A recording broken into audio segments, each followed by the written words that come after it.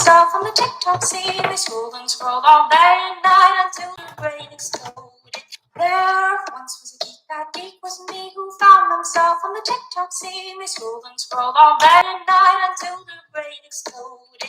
There once was a geek, that geek was me, who found himself on the TikTok scene. They scrolled and scrolled all day and night until the brain exploded. There once was a geek, that geek was me, who found himself on the TikTok scene. They scrolled and scrolled all day and night until the brain exploded. There.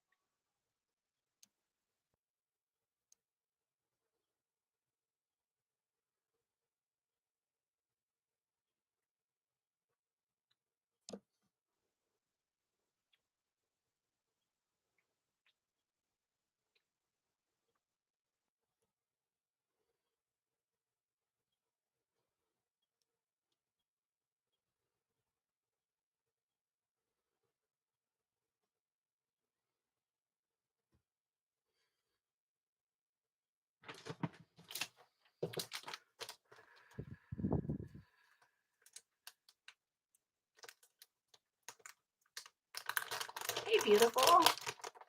Good morning. Good morning.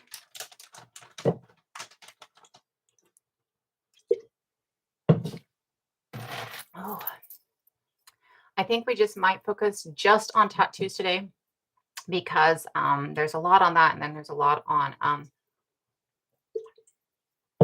hair, and they're both such controversial topics that it's really like I don't like talking about them so much, which is why I don't usually talk about them. And so I think I'll kind of limit my exposure to controversy. Controversy. Let me speak. Um, so I think I might do that. I'm going to ask, which I don't normally, for everybody to go ahead and please like and share the lives. We're not getting out very heavily these days. For some reason, even though I'm not on a live band, I seem to have less people in my lives than I would if I was on a band. Like I seem to have more people coming in when we actually were like on an account warning. So I'm not sure what's going on.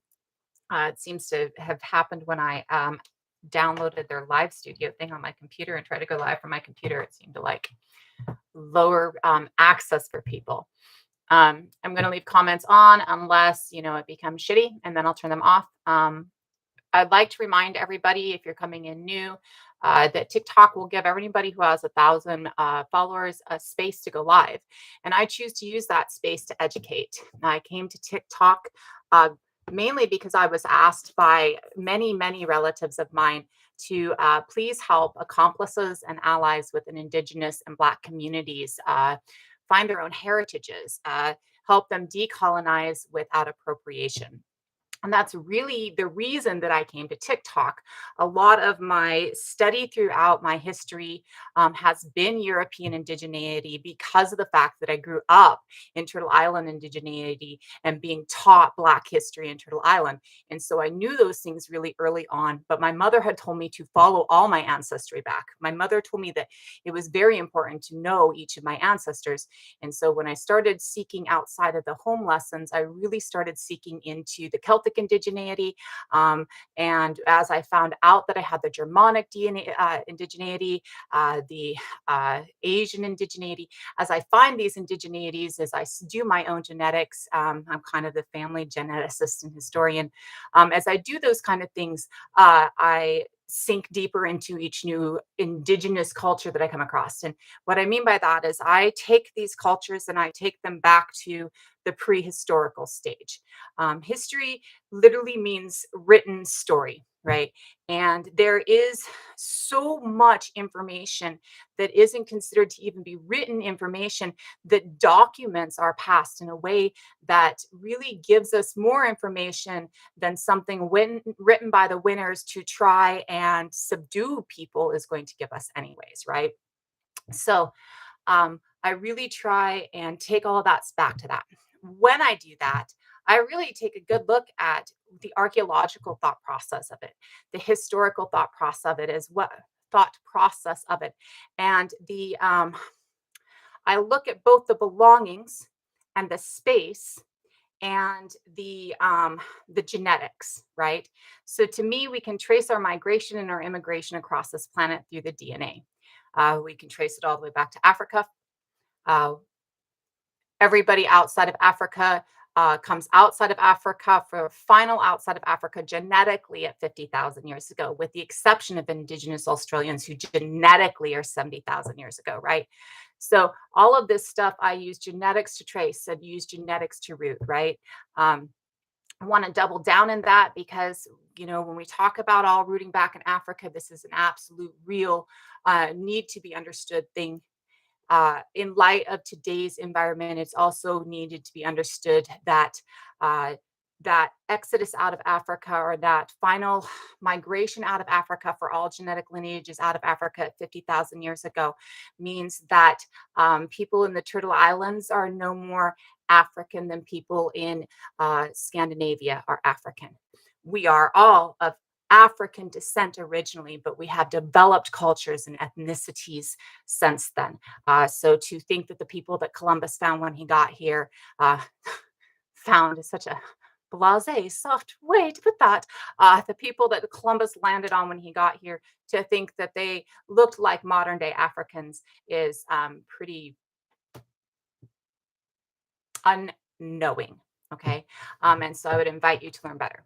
But not but. And when we look at these things and we look at these migration patterns, we see that within these migration patterns, that so much of who we are roots back way further than our understanding of it, right?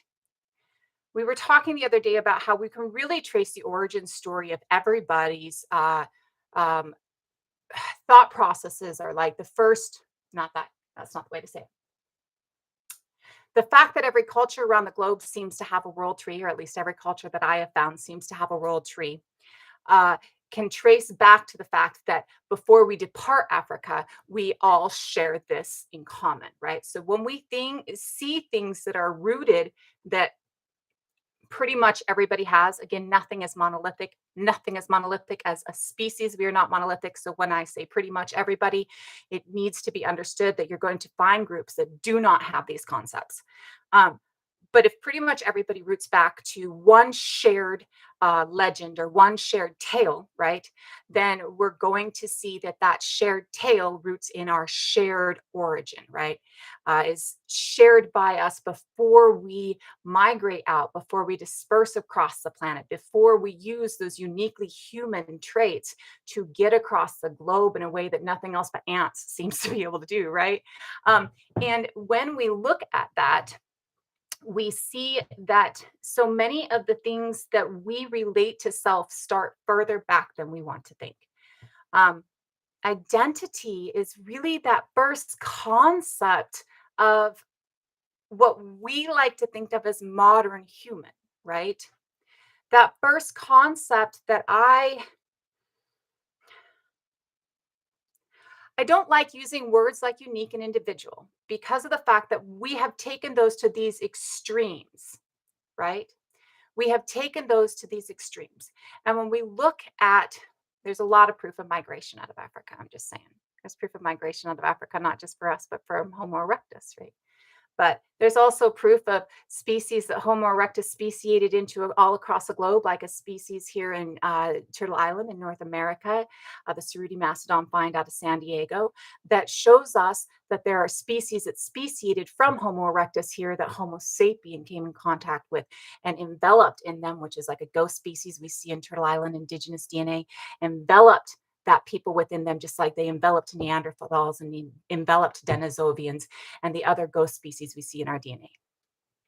But um, all current scientific evidence states that we come out and stay in the Levant for like 150,000 years, mixing with the Neanderthals and kind of go up, kind of go back, kind of go up, but not too far, kind of go back. And then the final mitochondrial and Y DNA leaving Africa for everywhere across the globe, the root of that leaving Africa is like 50,000 years ago. Current scientific DNA, right? Current evidence states.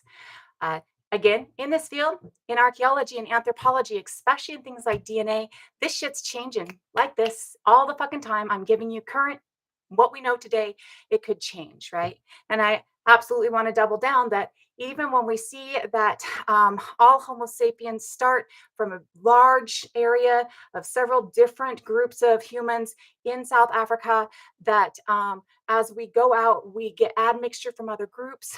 And it shows those migration patterns, not just those migration patterns, but when we become unique ethnicities and unique cultures, right? It shows that stuff within this DNA science, right? It does not just show, yes, we all start as a couple of groups in South Africa, but it also shows that as we're coming up and we're coming out, we become indigenous to space.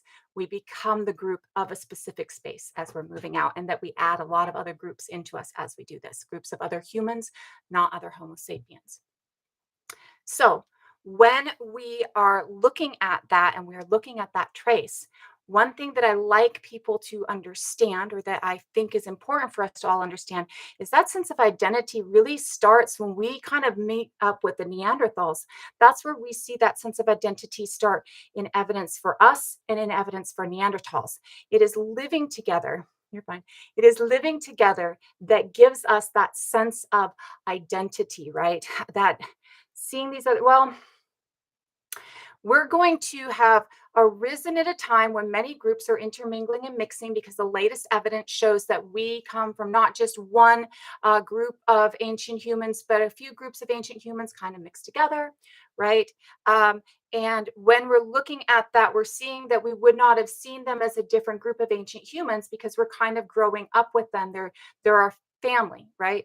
But as we're leaving Africa and we're coming across something that is a cousin, but that we've never met before, it really takes about 50,000 years for us to really start to see any evidence of a nice sense of identity starting, right? Because we know that we're meeting up roughly 100 to 200,000 years ago.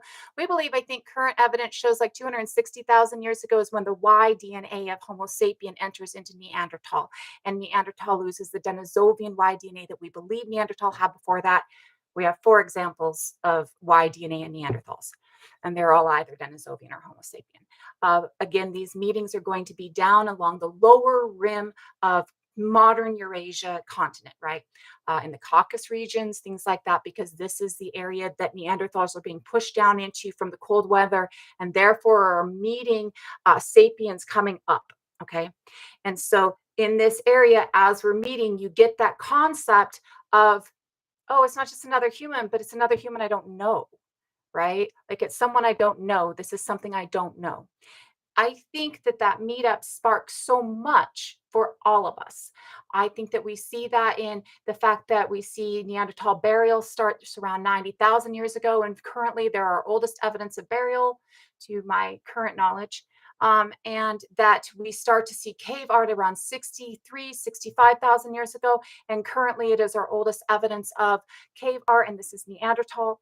When we start to see these things, and we start to see these things in a part of Europe that we know Homo sapien hasn't gone into yet. So we're knowing that these are Neanderthal things. Well, the burials are obvious, but the cave art, right? And so when we're looking at those things, we're seeing that that spark of identity is about, I am me, right? It's about, I want you to see who me is. I want you to know who I am when you see me, so that you know where I come from, so that you know my family line, right? So that you know who my people are. We don't see it as a unique identifier so much, it feels like to me, or it looks like to me within the things, but as a group band identifier. I want to go ahead and clarify at this time that tribe is a group based on genetic lineage. Tribal is not a way of life. It is just being a group based on genetic lineage. Band is a group based on need, right? Several different groups of people that come together with no genetic not, I mean, they're going to intermingle afterwards, but they don't start as genetic intermingles.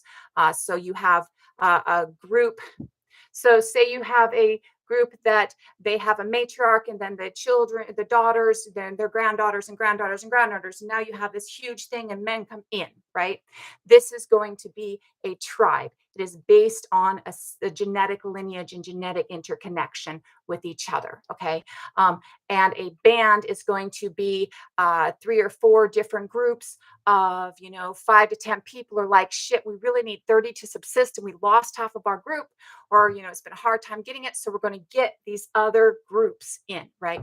And it's not based on genetic lineage, it's based on communal need, right? The need to take care of each other, the need to have a community to survive as a species.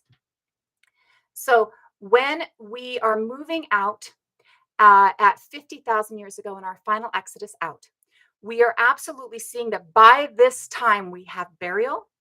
By this time, we have identifier in the form of use of ochre and soot to so to our belief and understanding, it's going to be used not only in paint on like clothing, like rubbing it into clothing to stain clothing, or taking a bone and rubbing. That's awesome, do that. Rubbing it into a bone or a shell or something like that to stain it, okay? But we believe that we're also seeing it being used as some form of marking. And the reason that we're seeing this is that even in early cave art, we're seeing marking associated with any humanoid figures. There tends to be some form of distinguishing.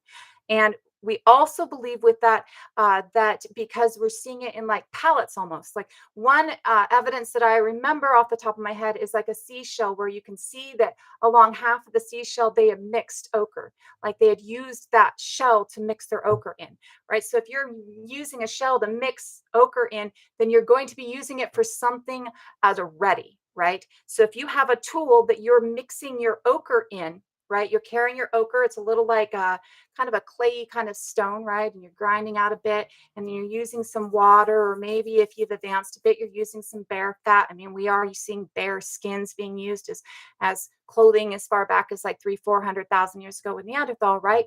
So you're mixing it up with your means of mixing, whether it's water or fat of some kind, and then you would maybe paint your face. Maybe you're staining your hair so that you're pushing your hair back out of your face because, well, we're not getting into hair effects these days. It's really hard to keep your hair out of your face, right? You don't know how to cut your hair, right? You don't know how to keep track of your hair. You don't have a comb, right? So maybe they're using that mixture of bear fat and ochre or water, and they're pulling back their hair, right? Let me make sure mine doesn't look so flat. Um, and in that, you're seeing this, decoration of self, right? So there are several different options that we can see with that early decoration of self. The first tattooing implements that we have found so far are in a cave in France. Maas cannot pronounce it to save my life. It is talked about in the articles on the website underneath the bibliographies. The bibliographies has tattooing on the bottom, and I believe it's in the EAA annual meetings that you see, and you can get the download of the full text there. And let me pull that one up. It is in the article on, I'm at the middle of the article, so I want to make sure that I have the article title for you guys here. It's the article on tattooing implements, and it is like the second or third article. There it is. Come on, don't be so stingy. Your scroll is so stingy. Material culture and Middle Stone Age origins of ancient tattooing show where the first bone tool or the oldest bone tool that we have found so far is, and I search France on this and it gives me the site so that you can actually get directly to the article if you can use like a control search. It is Mas d'Azel in southern France. Now, this is 38,000 years old. And the 38,000 years old tool there is a flake with a single point having been microchipped out so that it could be used. And this flake is where we're starting to understand that we haven't been looking in the right place for tattooing instruments. We really haven't looked at the right things to be able to see that tattooing is happening really globally because of the fact that we're pretty prejudiced in the field, right? There is this blindness to the idea that anybody in Europe could have been anything that they dignify as primitive. I do not like the word primitive, which is why I use air quotes, but the idea that it's anything other than what fully erect modern man, blah, blah, blah, blah, blah is, right? Is really a blindness within anthropology and archaeology that is just now being tossed out. So when we're looking at that, what we're seeing is all of this time we've been pretty much finding these points in different sites, but we haven't attributed it to them. What we've attributed it to is actually, discard flakes, right? Different things that we couldn't use, right? Or a broken tool or something like that, a broken knife, right? Or a broken, spear point, right? So when we're looking at that now, we're re-looking at all of those things to see that tattooing tools are actually at least 38,000 years old. And this is in the south of France, near where the Iberian Peninsula starts. The Pictones are actually in that same region, roughly 37,000 years later, right? So we are actually seeing that, to my thought process, with the evidence that I have, and much of it I presented here on, again, the bibliography underneath this week, or underneath bibliographies, my thought process on it is we're seeing this go back almost as far as we're seeing the sense of identification. When we get to a uniqueness of just us, right? Though when we're looking at the timeline there at 38,000 years ago in this Iberian Peninsula, this is a space that Neanderthals are still in. The last Neanderthals are found at the very base of the Iberian Peninsula at 30,000 years ago in Gibraltar Cave, right? So if they're still around at 38,000 years ago, it could be Neanderthals are doing tattooing as well. When we're looking at this, the early pigments that we're seeing are wood ash, and the other early pigment is ochre. When we're looking at these things, we're seeing that those pigments are actually on the tools, and you can find blood residue of pigment and residue of blood. Now, if you're looking at a map and you're finding the mummies that we have, starting with Otzi as the oldest, though they just pushed that back to an Egyptian mummy who is a few thousand years older than Otzi, or not, a few hundred years older than Otzi. When you're looking at this, you're seeing that the spread of they had clothes. Well, they had clothes, absolutely. Did you see the bone? And I love this when you're talking to indigenous people who actually like do work in indigenous thought process, right? Like, there is a bone, it looks like it's a hip bone of an animal, right? Because it's long, or a scapula, I think it's a scapula of an animal because it's long and flat. And it has all marks on it. And it has all marks in like a pattern of like just a quarter of an inch, right? So this is, oh, fuck me. I can't remember the timeline on it. I have it and I'm going to post it on my site. It's just been so back. but I'm going to, it's in, I believe it's a Neanderthal find. I can't remember for positive, but this is evidence of tailored clothing. The reason that this is evidence of tailored clothing, and anybody who's worked with leather, worked in an indigenous practice of things like that, knows that tailored clothing prior to a needle, you poke a hole in it, right? And then you take the two pieces, and if you're smart, you match the holes up, right? And then you take the two pieces and you can take a piece of leather and push it through with the same awl that you're poking a hole with. So if I have my, piece of leather here, you need a flat, hard surface underneath. It's not going to work really well with like this. But if I have my piece of leather here and I am poking a hole in it, right? Let me see if it'll work where you can see it a little bit. I am creating holes that you can sew on, right? Now, to do that with a awl, you're going to take a bone that is very narrow and very finely pointed that you've probably rubbed off, right? Like ground off on a rough stone, like a grinding stone. And then you're going to, you don't want to use a stone, because if you use a stone, then you're going to blunt the tip of your awl, right? Especially because your awl is bone and the stone is harder, right? So you use a long flat bone, or you could use the earth, but it's going to be better to use a bone. And this is definitely a beautiful evidence of it. You got to use hard earth. But you poke through with that awl, and then you're taking strips of leather that you've cut or animal sinew that you've processed, and you're pushing it through with that awl. Pull it through, and then you can wrap around or you can tuck it this way. But this is an early method of sewing. This is really our method before we're able to make bone needles. And this is something that we do see globally in prehistoric communities, right? Or the further back you go in indigenous communities across the globe, globally indigenous, right? So when you're looking at that, you absolutely see that this is, one of those methods of not only self-identification, but preservation. But we do see that tailored clothing goes back.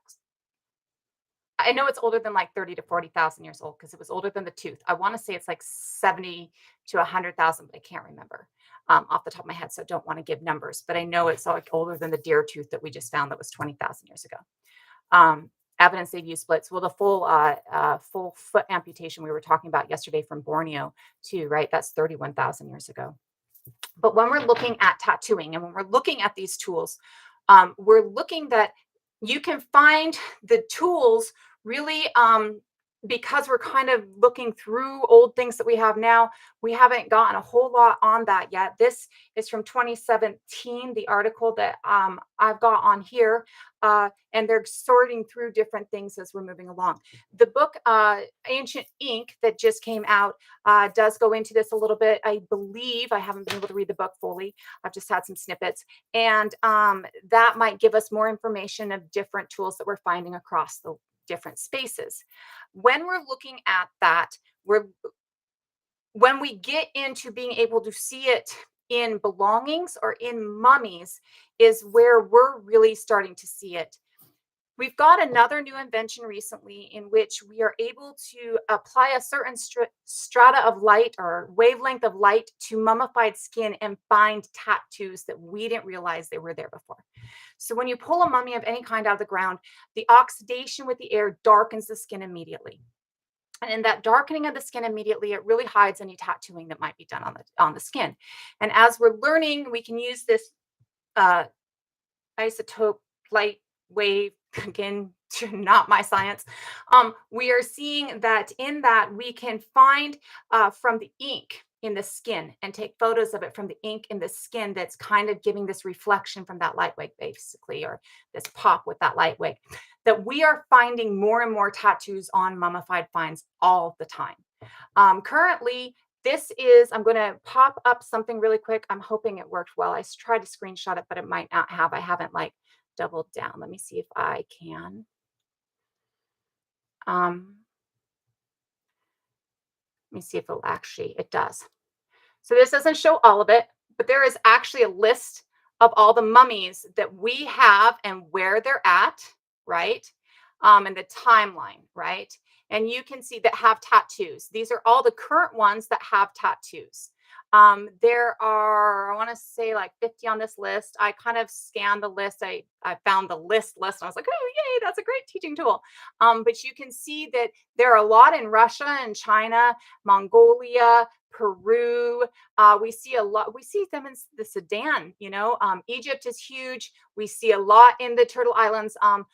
Most of the ones that we're seeing in North and South America, we're seeing later, not because of the fact that they didn't have it earlier, right? But because of the fact that we're not finding a lot of mummies from earlier, we're not finding a lot of preserved bodies from earlier. That's why.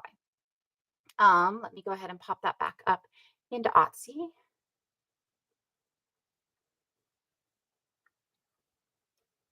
So when we're looking at that, we're absolutely seeing that this move forward with tattoos on mummies is really giving us this kind of global uh, evidence of tattooing that we see. I kind of tried to mark a bunch of them on a or on a map today, and so I'm going to see if I can pull this up as a and this isn't all of them. This is 4 of them. I'm going to pull you over as well, YouTube, in just a second. Let me remember how to flip my camera with this new thing.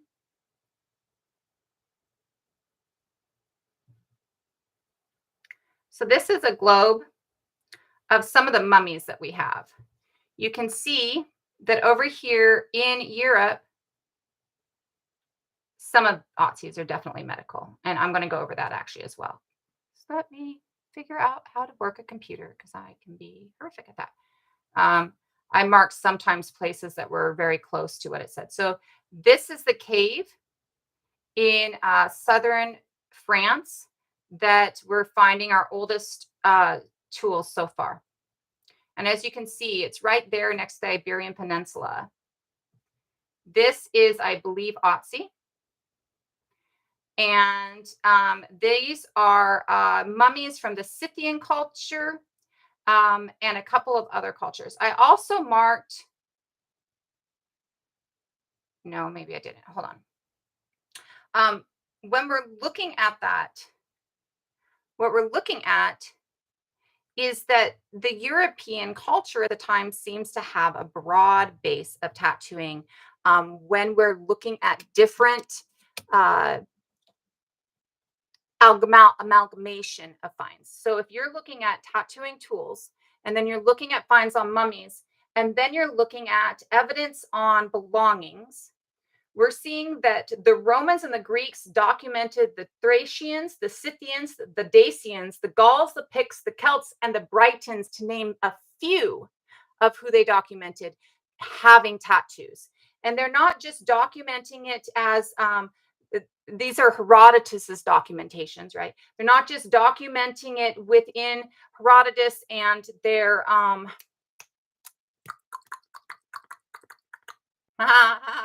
and there are other historians, but they're also documenting it within their belongings, their vases. We have a picture, and this is also, I'll pull the other things up over here for YouTube. Let me double check if I've even got anybody in YouTube really quick. Nope, I don't anyways, so I think we're okay. But you can see on this,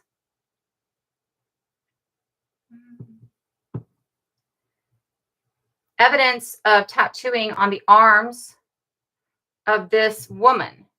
This is a Greek vase of the 6th century, and it depicts a tattooed Thracian Maenad, a female follower of the god of Dionysus, killing Orpheus, a musician, as punishment for abandoning Dionysus to worship the sun god.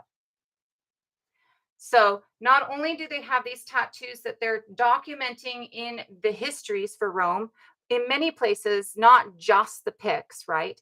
But they're also seeing that these they're showing it in the artwork that they're doing at the time. They also know that there are earlier, like the Persians And yeah, and the Athenians tattooing, the Persians are tattooing penal slaves, and penal or criminals, slaves who try to escape, things like that. And the Athenians are tattooing enemies defeated in battle. So the Athenians are actually Greek, anyways, right? So this is the Greeks actually tattooing their owl, their Athenian owl, on who they're defeating in battle. So we're absolutely seeing that the Mediterranean culture is documenting tattooing really across Eurasia at this time. Um, Caligula tattoos gladiators, and early Christians. We're seeing that that translates a little bit later into them deciding that it's more of a negative, right? Their idea that it's to slaves or to defeated people means that later on, when Rome starts taking over the rest of the world, that they're documenting it as being a bad thing, right? And they're creating a bad image related to it, which starts our Mediterranean hatred of the tattooing that goes up into West Eurasia. But we're also finding that in the Kusuti, and this is the one that I had on the map that I didn't have in Mumia, Cuteni culture that is now in Romania and the Ukraine from 48,000 or 48, 5,800 years ago to 4,000 years 5,800 years ago to 4,000 years ago, so 4,800 to 3,000 BCE, is documenting ceramic human figurines. These are still our earlier cultures, don't really do a whole lot of human figurines, but we're seeing in a lot of these earlier cultures that do have humanoid figurines that there is some form of marking of the skin seen, some form of decoration of the skin. So whether this is painting, whether this is scarification, whether this is tattooing, is left to be determined. But we do see that there are many different early figurines that show this. One of the ones that came out recently is that lion headed figurine that was all over the news recently as one of these really early predates. And when we're looking at that, oh, I had it up earlier and I can't find it now. When we're looking at that, if you look at the lion-headed figurine on its, because it's facing forward here, here's his face. On his left arm, you'll see a series of like 5 or 6 marks. This is a very, very early anamorphic humanoid statue that we have found. Like it's one of our earliest ones, right? And so when we're seeing that, we're seeing lines on the arm, and we can absolutely relate this to the idea that we're looking at some form of body marking to identify, right? So when you mix those things with the fact that you're looking at our earliest tattooing tools currently, again, being in the Iberian Peninsula at 38,000 years ago, what you're really seeing is that, you know, you've got mummies, you've got belongings, you've got documentation, you've got tools going all over Western Eurasia as far back as 38,000 years. And every new piece of evidence just kind of piles it on. Now, when we're looking at these and we're looking at how this translates today, this becomes important. This becomes important in many factors. One of the huge factors that it becomes important to is, again, we're able to trace migration patterns. Again, we're able to trace where people are going and how they're carrying their culture with them. When we look at Otzi, we're looking at somebody who is found in the Italian Alps. We're talking about somebody who is found very far south, but his father was a Swedish or Bulgarian farmer, like, or Swedish and Bulgarian. Like, he comes from that northern region, his father, and his mother comes from the Alps. So you're seeing a father coming down from the northern latitudes to the Alps. So this is movement, right? Again, we talk often about the fact that we've always moved. And so this is movement coming down. And that movement coming down, this child is born in the Alps. Of that, this child seems to stay in the Alps, but he's carrying these tattoo traditions with him, right? Whether or not he's carrying these tattoo traditions up or down or where, we don't know. Whether or not his father brought the tattoo traditions from Sweden and Bulgaria down to him, we don't know, right? But what we do see with Otzi are a few different really kind of cool tattoos. There's a couple of tattoos. Let me Otzi so that I make sure I'm getting exactly what I want off of him. And I'm giving the exact information that I want. I know he has like 19 tattoos. Oh, that's the one on the DNA. Hold on a second.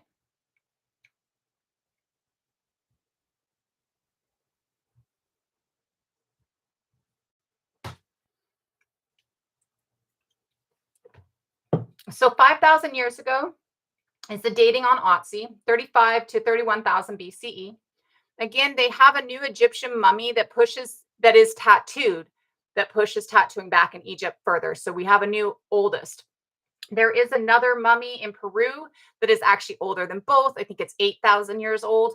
I'd have to double check on that, though we are really focused on Europe currently. And I want to double down on the understanding that I focus on European for many reasons.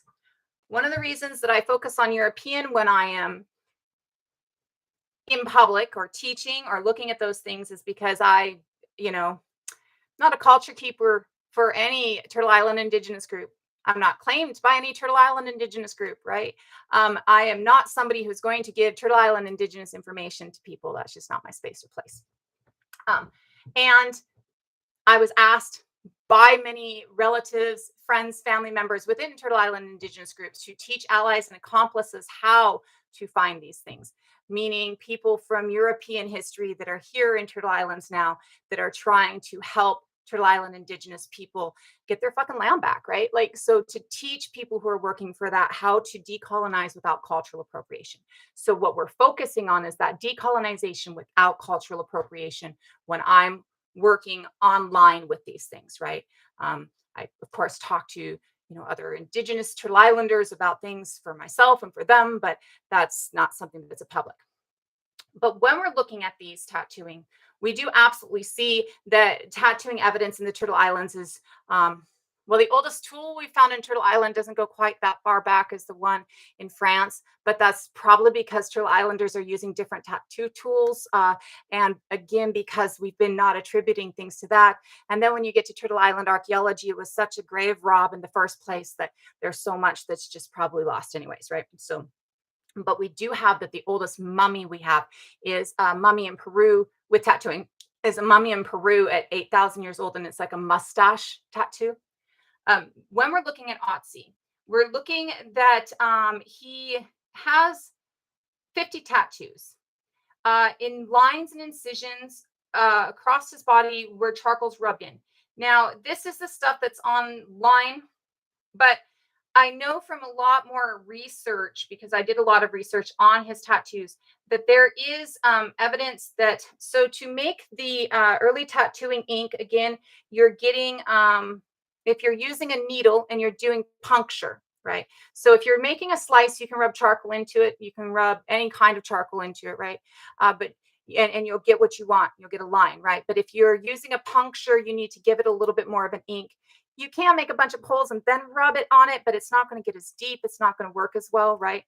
So you're definitely, or you can rub a bunch of ink on it and then poke, or not ink, soot on it and then poke. But it just doesn't work as well. It might not last as long. It might not stick. I mean, there's a lot of different issues with it. I actually, though you can't see it, was given a tattoo at 16. The second time that I lived among an Islamic group here in the United States, the women gave me a tattoo right here with a single needle, like just a regular needle, and pen ink. And you can't see it. It's been gone since I was like 17. It didn't take it all. But when you're doing just a poke and you're not actually, getting a whole lot of that ink in there, or things like that, it becomes a lot harder. It's not something that you're going to actually have last in the skin. So when you're looking at things like early tattoos, again, you can do the incisions and then rub charcoal in them. You can rub a bunch of charcoal on and try that, and rub a bunch of charcoal on and try that, and rub a bunch, but it's not going to take as well. If you make an ink out of it, usually with some water and whatever substance you're using. Now with Otzi, we know that many of the tattoos aren't just charcoal. They are actually charcoal from specific medicinal plants. So when we're looking at Otzi's tattoos, what we're seeing with Otzi's tattoos is almost all of Otzi's tattoos are specific to different lines, meridian points, current acupuncture points, right? And so when we're looking at that, we're seeing with Otzi that all of these different things that we're seeing have to do with a medicinal complex, right? A medicinal thought process that we're seeing. Now, when we're looking at this, we're seeing that the disease processes that we currently know of in Otzi's body, including like herbs that he ate in his stomach, or the last like herbs that he ate for those medicinal processes and everything else, um, actually correlate to current acupuncture, like the points of medicinal tattooing on his body actually correlate to current acupuncture knowledge and points of spaces of correlation between those disease processes, right? So, like when I go in for acupuncture, you know, he places a needle between my eyes so that my body will relax, right? So, this point has a specific correlation along the front of my calves. He can't place any needles because it's all GI tract and gastro stomach and stuff. And I have so many stomach problems that like anytime he tries to place a needle, it hurts, right? So these points that we see on Otzi's body are all correlated to the medical processes that we see Otzi dealing with. We see that these are almost all lines. I don't think that there's actually,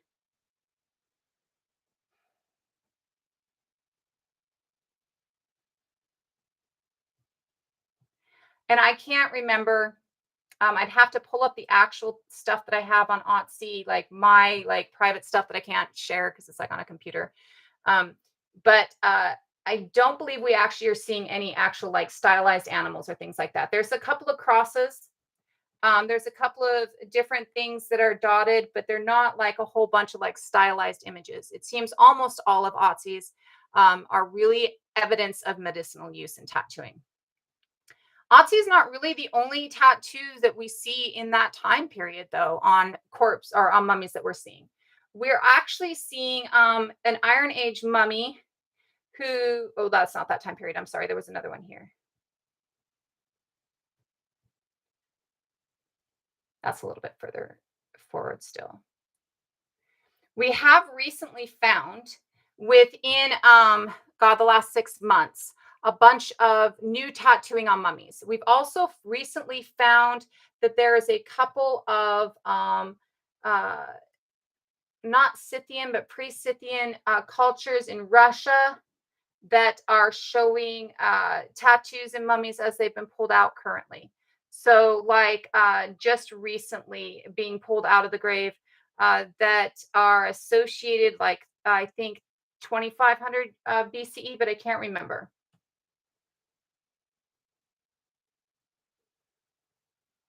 Yeah. And I can't remember where that one is. I have it somewhere on here. I just can't remember where it is. But that is giving us, is it her?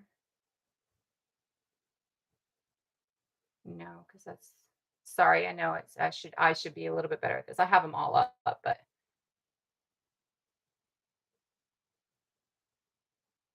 okay. So I'm going to go into her because I don't know where the other one is. But we are seeing that we're seeing older cultures between Otzi, but only a couple, right?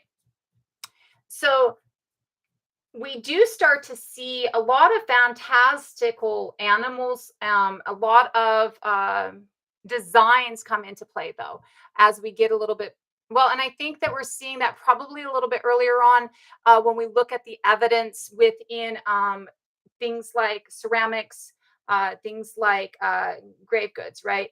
That we're probably getting, I guess those are going to be a little bit later. So the next that we get to in timeline wise that I've got is another woman, and this one is in China. This is in the Tarim Basin in China, and this is roughly 1000 BCE.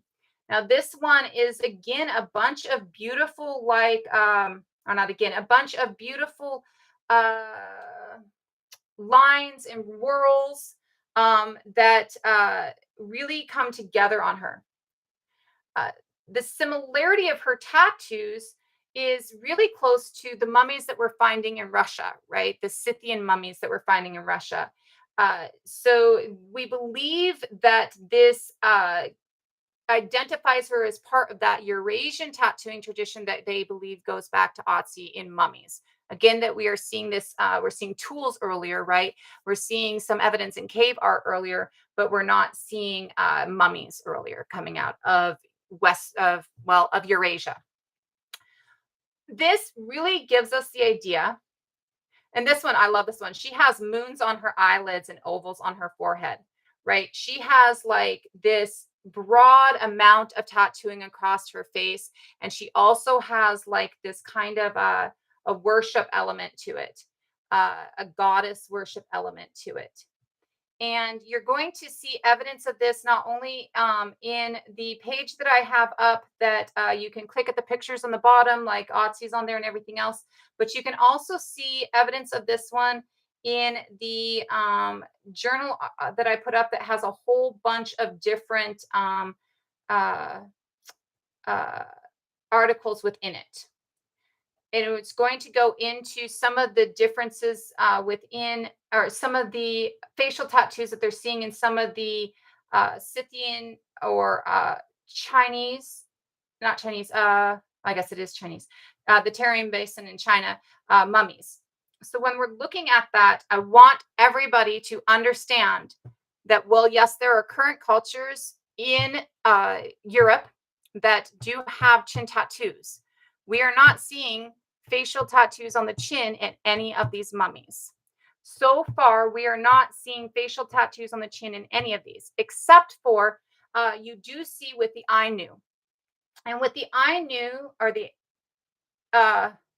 the predator of the Ainu, I've heard it pronounced as Ainu, and I'm going with that one. With the Ainu, which is Ainu in Japan, the pre-culture for them, the Yomon culture, which is 2000 BCE, actually has intricate face tattoos, and a lot of them cover the lower body. And you'll see even today with the Ainu people that they'll black out sometimes their entire lower half of their face, lower body, I said before, but I meant lower half of their face.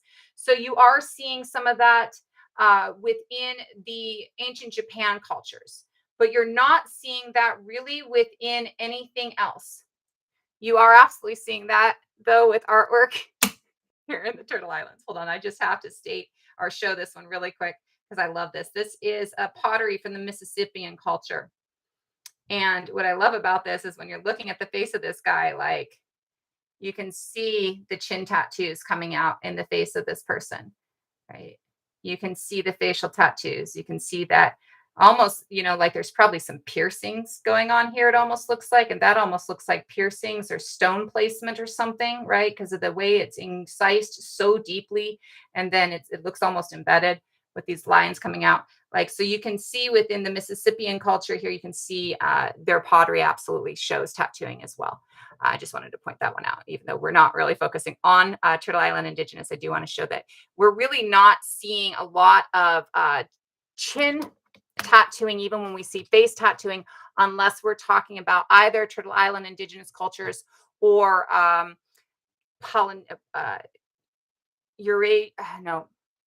Australasia Indigenous cultures, or that area of the southeast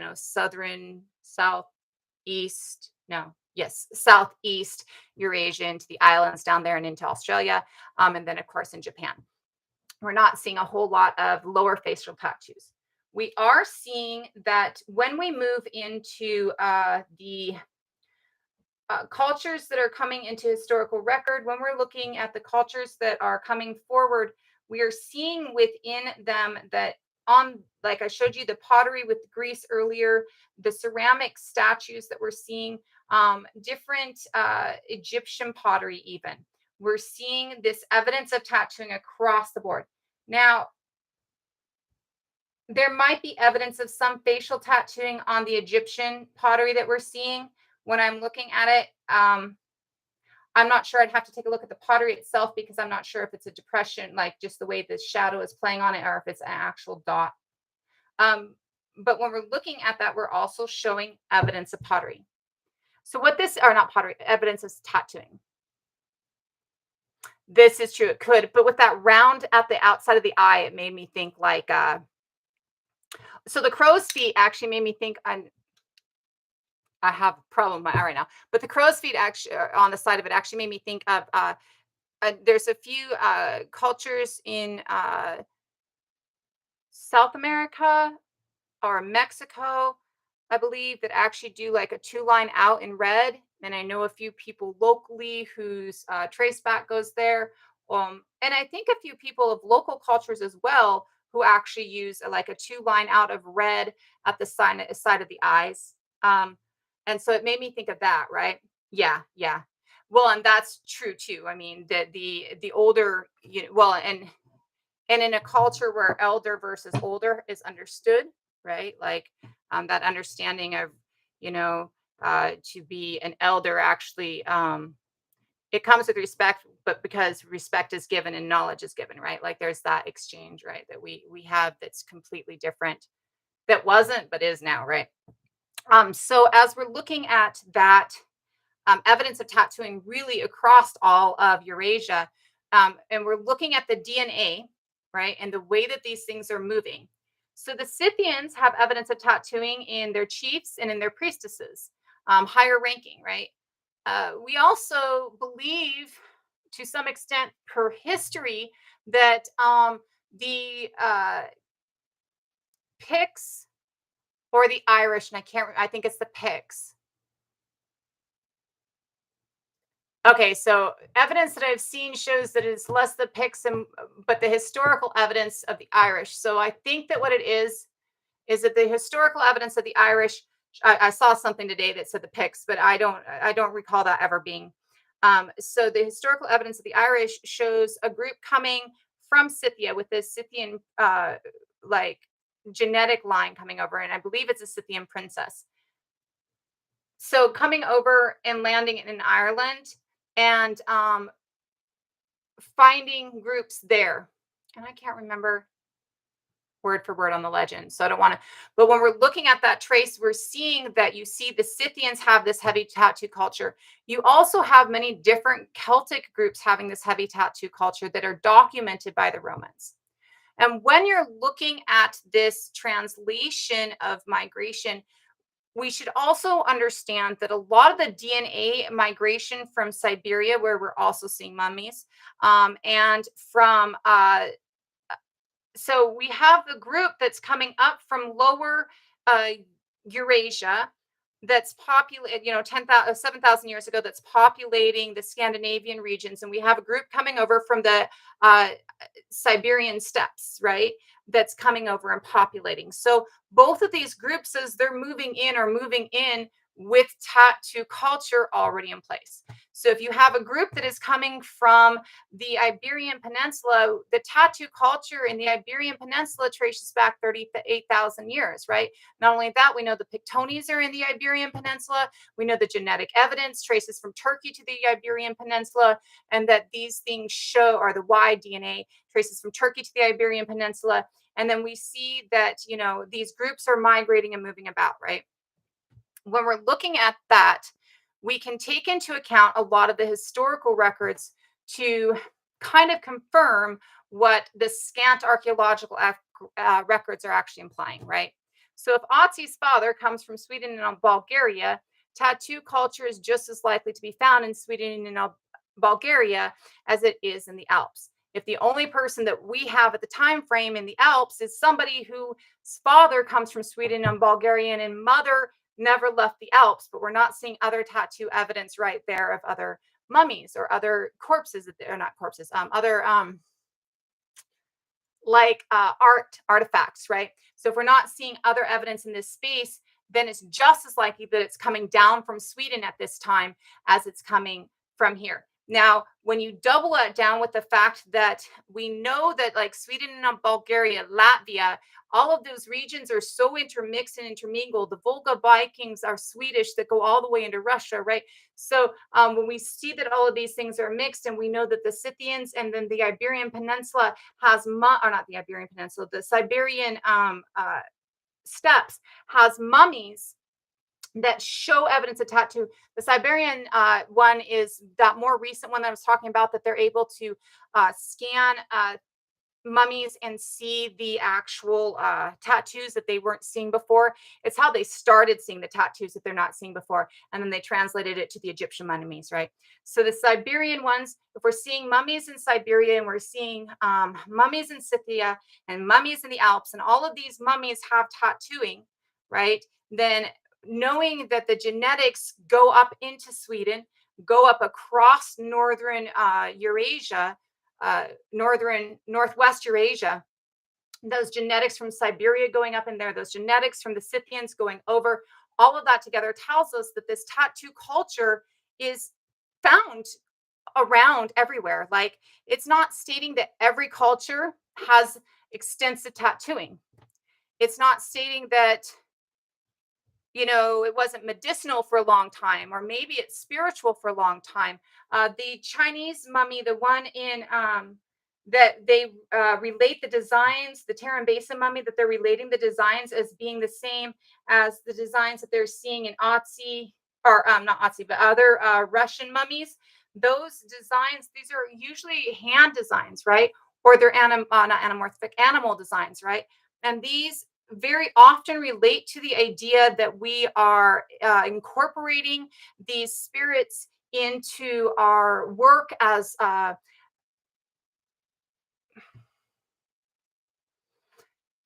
spiritual leaders. Best word for it. There's so many. I mean, we are talking about the people where the in the region where the word shaman comes from, but shaman has so many issues, right? So, like, what word do we use? But very, very shamanistic. And again, this is where the word shaman comes from. This is the locale, the indigenous people of this area is where the word shaman comes from. So we're looking at this very spiritual use of tattooing. When we're looking into the documentation by other peoples, we absolutely see that the Romans are documenting many different groups as having tattooing. They're documenting pretty much all of the Celts as having some form of tattooing. They probably call out the Picts because of the fact that the Picts are literally from scalp to toe. The Picts are documented as using a single needle and woad ink to paint themselves, tattoo themselves from scalp to toe in like 3 or 4 different sources within Roman historical sources. One of these is actually documenting how the tattoos look less alive after people are dead on the battlefield, right? So we're seeing that this documentation of tattooing on the Picts is probably so much bigger or wider or loudly proclaimed by current sources because A, we're seeing the Celts, and so many people are of Celtic descent, and B, we are seeing a source that literally documents scalp to toe. These are all flowers, swirls, trees, branches.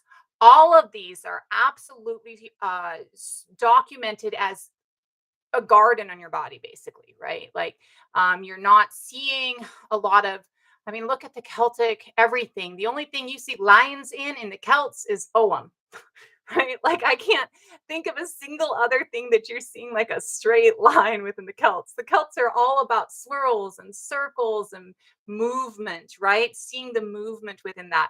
And so you're definitely not going to be seeing a lot of straight lines. You might see a lot of line work. You might see swirls around the eyes. You might see Ogham. You might see different birds and flowers done in a stylized, swirly Celtic knotwork. When you get to documentation of the Nordic people, the only documentation currently that I know of from the historical period is even, I can't see it in front of me, so it's going to be hard for me to remember exactly what it said or his exact name. So let me get it in front of me. Because I don't want to. Ahmed ibn Fadlan. And he was a Baghdadi scholar, and he went into Russia, and he met with the Rus and the Volga Swedish Viking traders, and he describes them. There's a lot of different descriptions within this. He describes their body. He describes eye makeup, right? he describes that they are tattooed. Let me see if I can. Tattooed from the tips of their fingers to their necks. The tattoos are dark green figures. This one says necks. The other one I have read says up the neck, um, up into the neck. So, but either or, we're not looking at the face. We're looking at from here down. And he's talking about the tattoos are dark green figures of trees and symbols. We believe that it's probably dark blue, and he's just relating it as a dark green because that is what wood ash tattoos have a tendency to come out as. Woad, I haven't seen woad as a tattoo, right? Like I haven't seen the way that woad comes out as a tattoo. I do know that woad can give off a variety of different colors as a dye. So it's possible that woad as a tattoo isn't really that blue. It might come out with a different color scheme to it. It might be, a brighter, it might be a purple. I've seen woad actually turn purple, like as just woad paste. So it could be a couple of different things with what they're using. But they're absolutely tattooing their bodies. They're not tattooing their faces, but they're absolutely tattooing their bodies. And we're seeing within these tattoos, again, that we are not looking at a lot of line work. We're looking, well, straight line work is the best way to put that. We're not looking at a lot of straight line work. We're looking at a lot of design that has the current elements that we know of from rune stones, from artwork within the tattooing on the body. This to me is where we get into the important discussion of if you are trying to incorporate these things into your world, what does that mean for you? Again, if you're just coming in, we've looked at how we can trace the oldest tattooing elements back to our tattooing tools back to 38,000 years ago in a cave in the south of France, right along the break into the Iberian Peninsula. We see mummies tattooed from Otzi in the Alps, who has a Swedish and Bulgarian father, and his mother is from the Alps, to the Scythians, to the Siberian steppes. We see that the Romans documented the Celts and the Gauls and the Britons. So pretty much any Celtic group, including both the Picts and the Pictones. And they documented the Greeks and the Scythians and a couple of other groups, the Thracians, the Dacians, many other groups within this as having tattooed. Many of these tattoos at this period are tattoos done to the defeated or tattoos done to enslaved people. When we're seeing that the Thracians, the Scythians, these tattoo works are absolutely where we're seeing that very ornate swirling stuff of the mummy that we know of, where the girl has kind of like the reindeer that like has the swirling horns that kind of have leaves on the end of them almost. When we're looking at those things, we're absolutely seeing that this tradition is really about the swirl of it. It's really about kind of embodying the body into, this very artsy incorporation at this point. Now, when we go back to Otzi, we might absolutely see that all of Otzi's stuff looks to be medicinal, and it all looks to be along the parallels and lines that are currently used anyways in acupuncture, that the herbs used for it are medicinal, and it's all lines and dots and stuff like that. But when we get further into different mummies, what we are definitely looking at is tattooing designs that incorporate animals. They incorporate leaves, trees, swirls. Very few places in the world have straight line in their everyday world, right? Very few things in our world have a straight line until we get to man-made objects, right? And so they did a study decades ago and found that if you brought somebody in from an area that wasn't Europeanized, that was still living indigenously, and I think this one was specifically within the jungles of South America, bringing somebody in from there, they could not really distinguish like straight lines as easily because of the fact that there was not a lot of straight line in their world, right? So you're seeing that people are incorporating into their body the things that they're seeing, the things that they want to embody, right? We're absolutely seeing that there's a lot of spirituality to it.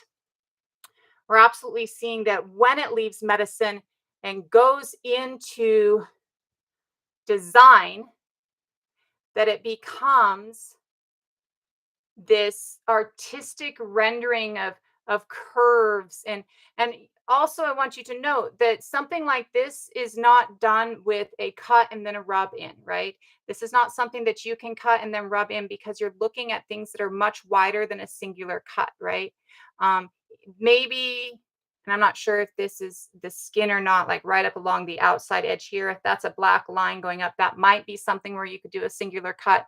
But when you're looking at like this rainbow or this reindeer here, when you're looking at these fantastically curved beasts, it's not something that you're doing so much with a straight line, right? Yes. And these are absolutely more of a protective than treatment. Absolutely. I believe for me, these things are almost, these are definitely that incorporation that we see of that belief that, we're a part of the animal world, and we get protected by and are protected with the animal world, and different animal spirits can be embodied, right? Different spirits can be embodied. Um, when you are trying to connect to your ancestry and do it in a way that you're tattooing yourself, um, what I would ask is that you steer clear from anything that, like, do your research. If you see that something is a current ceremonial tattoo or currently used as a rite of passage or an award or a signifier of a group, that you don't incorporate it into your stuff, right? This really is, and is really being asked a lot right now, in the lines on the chin. Uh, Now, there are some cultures currently, yeah, they're right. Well, okay, so, but if they got tattooed like 3 years before they died, then the fade out stops when the replication, because the fade out that we get on our tattoos is because your skin, that replication of your cells, right, that replacement of your cells, because as long as we're alive, our cells are doing that constant replacement. So when we have that constant replacement, as long as we're alive, what we're seeing is that ours replaces the ink, it pushes the ink out, right? Whereas with them, the ink isn't getting pushed out anymore because there's not that replacement, so it's all dead, right? So that's probably why they lasted. They probably weren't there for very long. And we do know with Otzi's that Otzi's actually faded, and many of them are ones that he did over and over again. You can see that they were done over, redone over years and years and years. So with Otzi's, they absolutely did fade. When we're looking at the way to incorporate these things, um, if you are tracing your lines back to the Celts, take a look.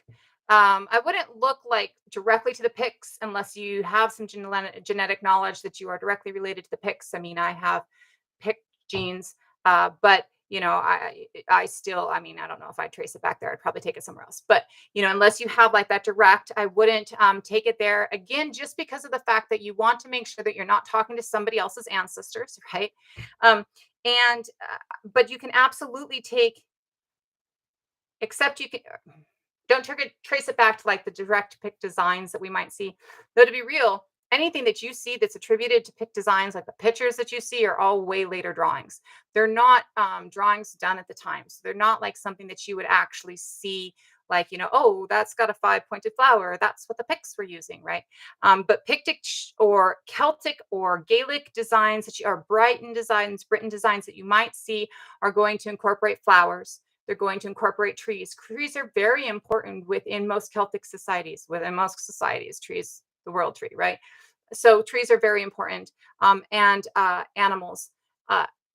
Incorporating animals, you want to incorporate animals that embody certain characteristics that you are trying to incorporate. Again, we're looking at things that are done for protection. We're looking at things to bring in the energy of these different things. Yeah, and a lot of representation was drawn and written by the conquerors, though, especially with the Picts. Like all drawings and stuff like that are done because the Picts, well, maybe not, because like the Picts are done by like 500, 600 CE. So maybe I think some of the drawings that I've seen are like 700. So that might be real. I'll have to go and take a look at that. Some of the drawings might be from 700. And if they're from 700, then they're still within the time frame of the Pictish people. I'll have to take a look at that. But when you're looking at that, If you're incorporating trees, if you're incorporating flowers, look towards the trees and the flowers that your ancestors are regional to. So, say your ancestors are regional to the south of France. What trees and flowers are regional to the south of France? What flora and fauna? So, what animals might you incorporate? And then look at what um, so the bear is something that's pretty cross-cultural that we know of to this day, right? That we relate as going as far back as the Neanderthals, though Clan of the Cave Bear might not have been like bear worship. We do see that the Neanderthals actually used bear hide, right? So when we're looking at that, we're going to see that bear is a pretty universal, pretty much predates us as a universal. So you might incorporate the bear, but when you're incorporating the bear, make sure that the stylization that you're using of these tattoos are a Celtic stylization, that the line work, the thought process behind it is a Celtic stylization. And then what you want to do is, what does the bear mean to the Celtic people? So for many Celtic groups, we can see translated down that the bear was a protector. So if that's what you're going for, then absolutely. But if you are, say, going Vikingar and you're trying to relate to those ancestors and you're looking for a protective element, I wouldn't use the bear, because the bear in ancient Scandinavian is not necessarily a protective element. The berserkers are the bear warriors who get worked up into a bear like rage. That's what that is, right? That's why it's berserker, right? And so you might not want to try and incorporate a protective element in Celtic culture as a protective element in Nordic culture, Scandinavian culture, because what you're looking at is an element within Scandinavian culture that is not a protective element. It's a warrior element, right? So if you're trying to protect your home and you're doing Scandinavian bear artwork, you're not protecting your home, right? So you definitely want to look at the meaning behind that in that culture. And these are things that you can find pretty easily. I mean, I'll be real, you might want to, check your facts and things like that, do some fact checking, but most of the time these days you can find a lot of this information on the internet. Double down and make sure that the people that you're looking at and the people that you're talking to are people that actually they don't have to necessarily carry degrees, but generally people who are a part of a culture, or generally people who have put some real effort, and you can see that real effort. And again, like we talked before, you're going to see that they have several sources that they have cited that you can access, right? But not necessarily so much on like this gods and that gods and this animal and that animal. A lot of times you're going to find more of the animistic element involved in that. But when you're looking at the animistic element involved in that, and people who are trying to follow that animistic element, a lot of times you are going to see that they've gone to the old stories, they've gone to the old legends to try and pull that out. Not all the time. Check where they're going. If they're getting all their shit out of the witch's Bible, you're probably not going to want to talk about it, right? It's a little Catholic for your pagan self. But you can see where those things might move or translate.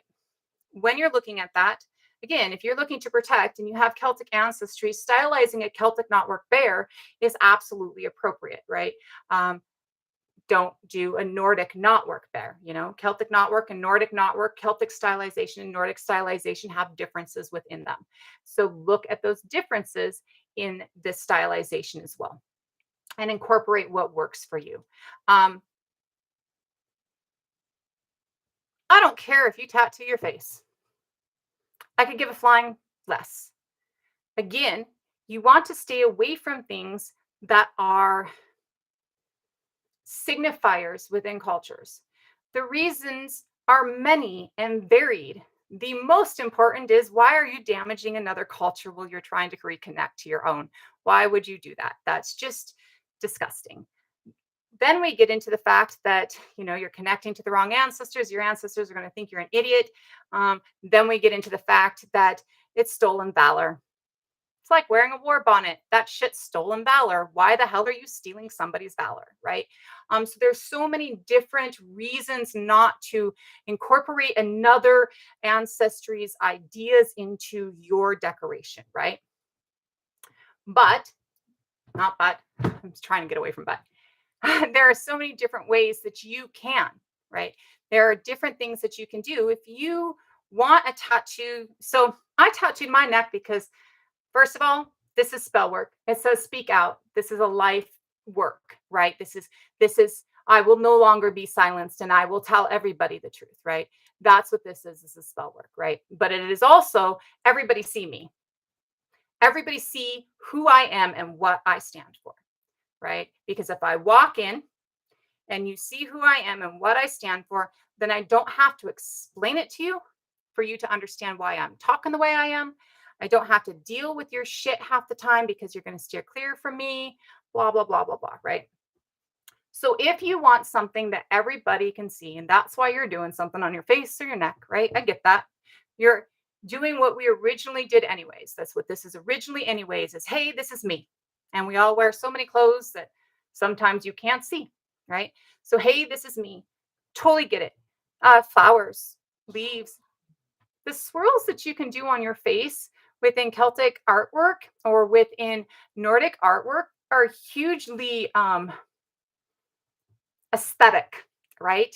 There is a level of aesthetic that you can get from a swirling plant, that maybe swirls around here and goes into here, right? There is definitely a level of aesthetic that you're going to get. Now, again, the Picts are known to do from scalp to toe, right? But the Nords, the Scandinavians, theirs stops at the neck. So if you're Scandinavian and you're trying to connect to that Scandinavian heritage and root, you're probably not going to do the Pictish face tattoos, right? So you definitely want to make sure that not only are you holding true with design and understanding and thought process, but you're also holding true with space and placement, right? Um, just because, again, when you're speaking to your ancestors, you want to make sure that you're speaking to the right ancestry. If you are trying to connect to your ancestry and you're tossing out somebody your ancestors killed, that person's not going to be too happy. If you're tossing out somebody your ancestors didn't have a lot of respect for, they're going to go, what the what's wrong with you? Like, think of your grandma who's uber Christian when you walk in wearing a pentagram, upside down, right? Like, she's going to have a little bit of a cow, right?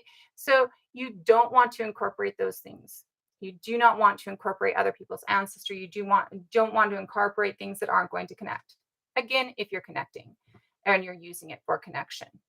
When you're looking at that history and that indigenous history, definitely understand that that comes from being a part of the biome, being a part of the all, being a part of the community. These are signifiers and identifiers of a part of the all, a part of the community.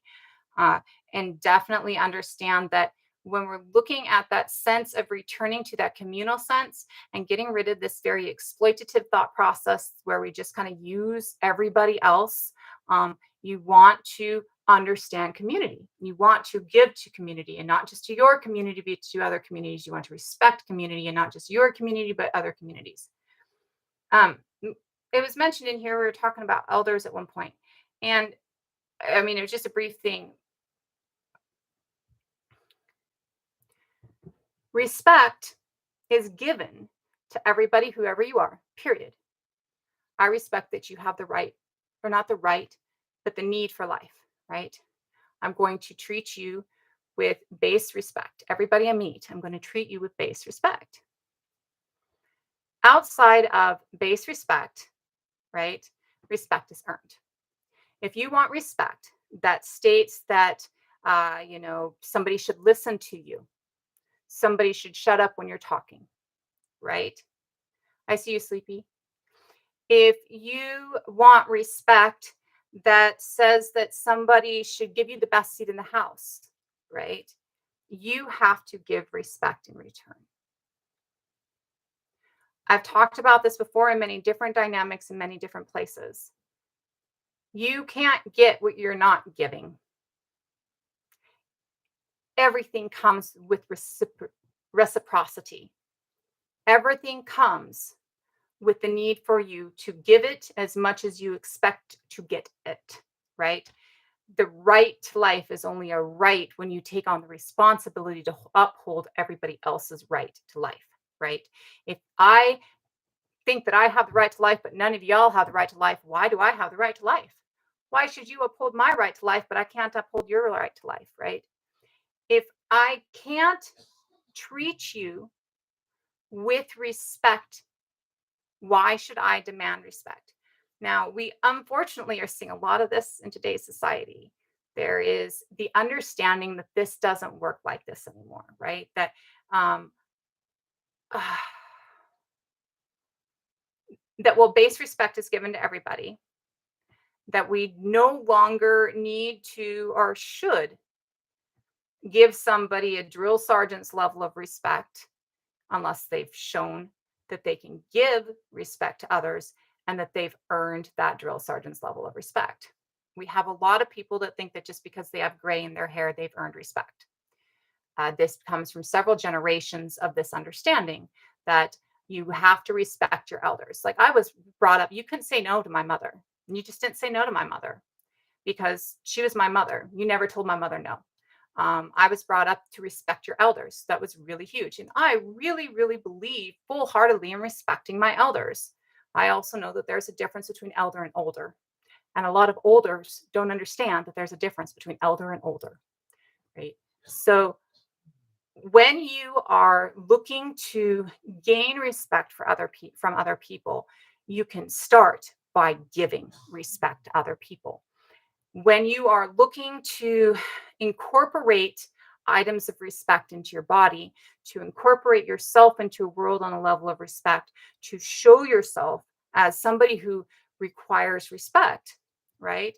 Or somebody who deserves respect, then what you have to do is make sure that you're showing respect in that.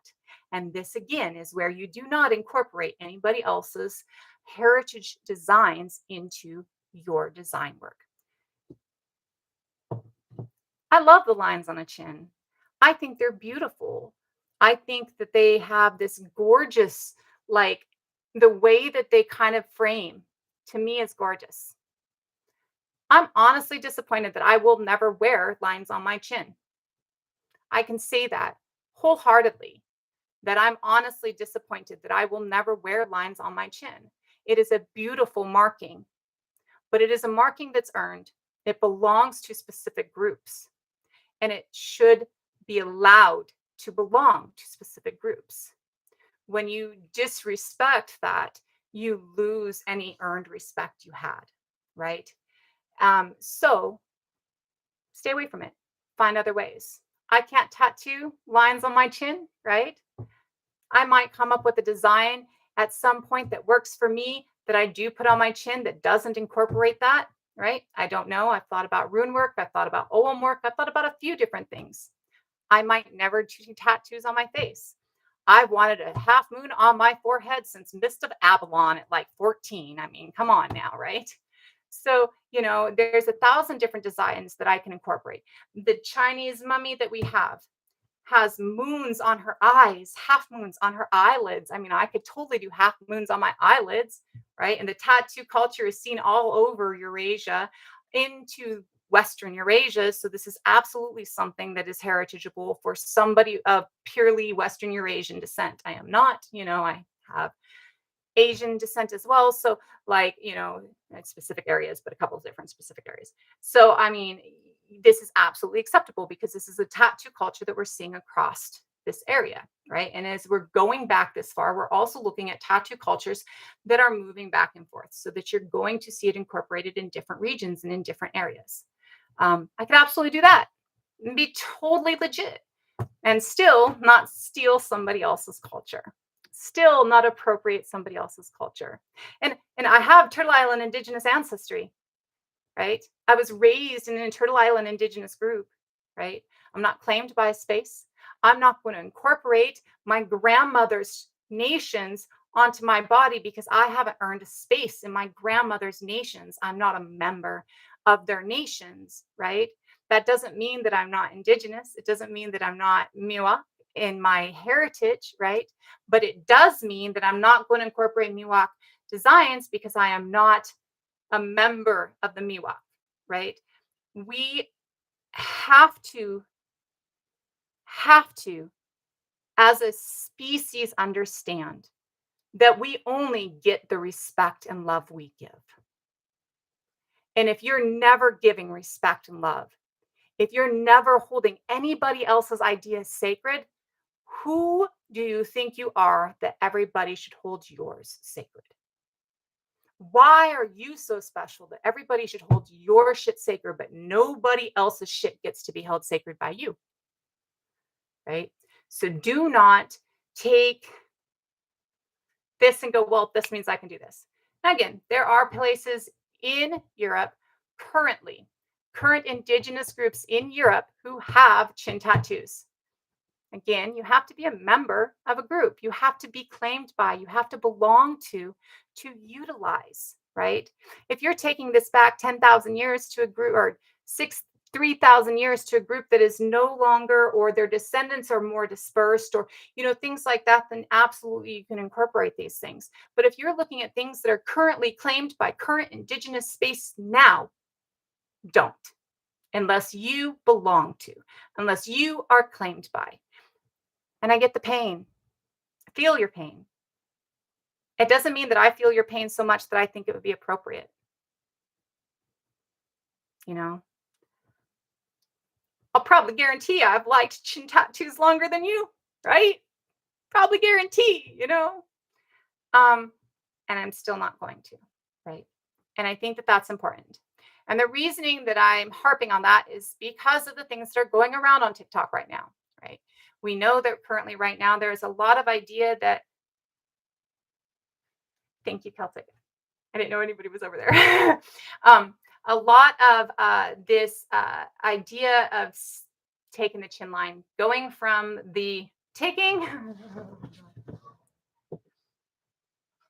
So I know a couple of people who have been practicing uh, Wicca. I'm not sure. I think they call themselves witches. I don't think they even take it to Wicca. From the Witches Bible for like 20 something odd years. And they're older than me by like 10 years. They had like an angel fire site in a huge coven 20 years ago.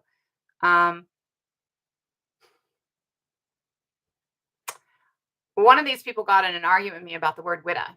Now I take all of my animism from pre-historical documentation, right? Like from archaeological finds, from understandings of like written stories that are written down after people have been conquered, right? Things like that. So things that come from my actual ancestry, not things that were written in the 70s that are more Catholic than they are Widded.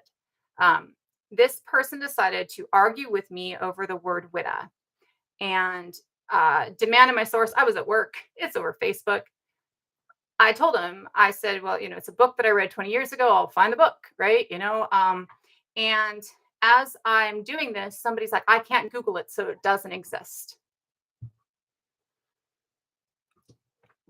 Your faith should not come from Google.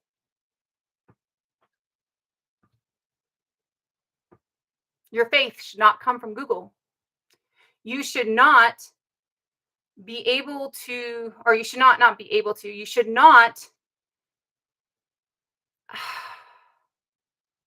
think that Google is the pinnacle of knowledge for faith, right? Think that Google is the pinnacle of knowledge for, who people were, right? First of all, there's so much shit that's not on Google. So much shit you can't find on Google, right? Second of all, just because it's on Google doesn't mean it's true.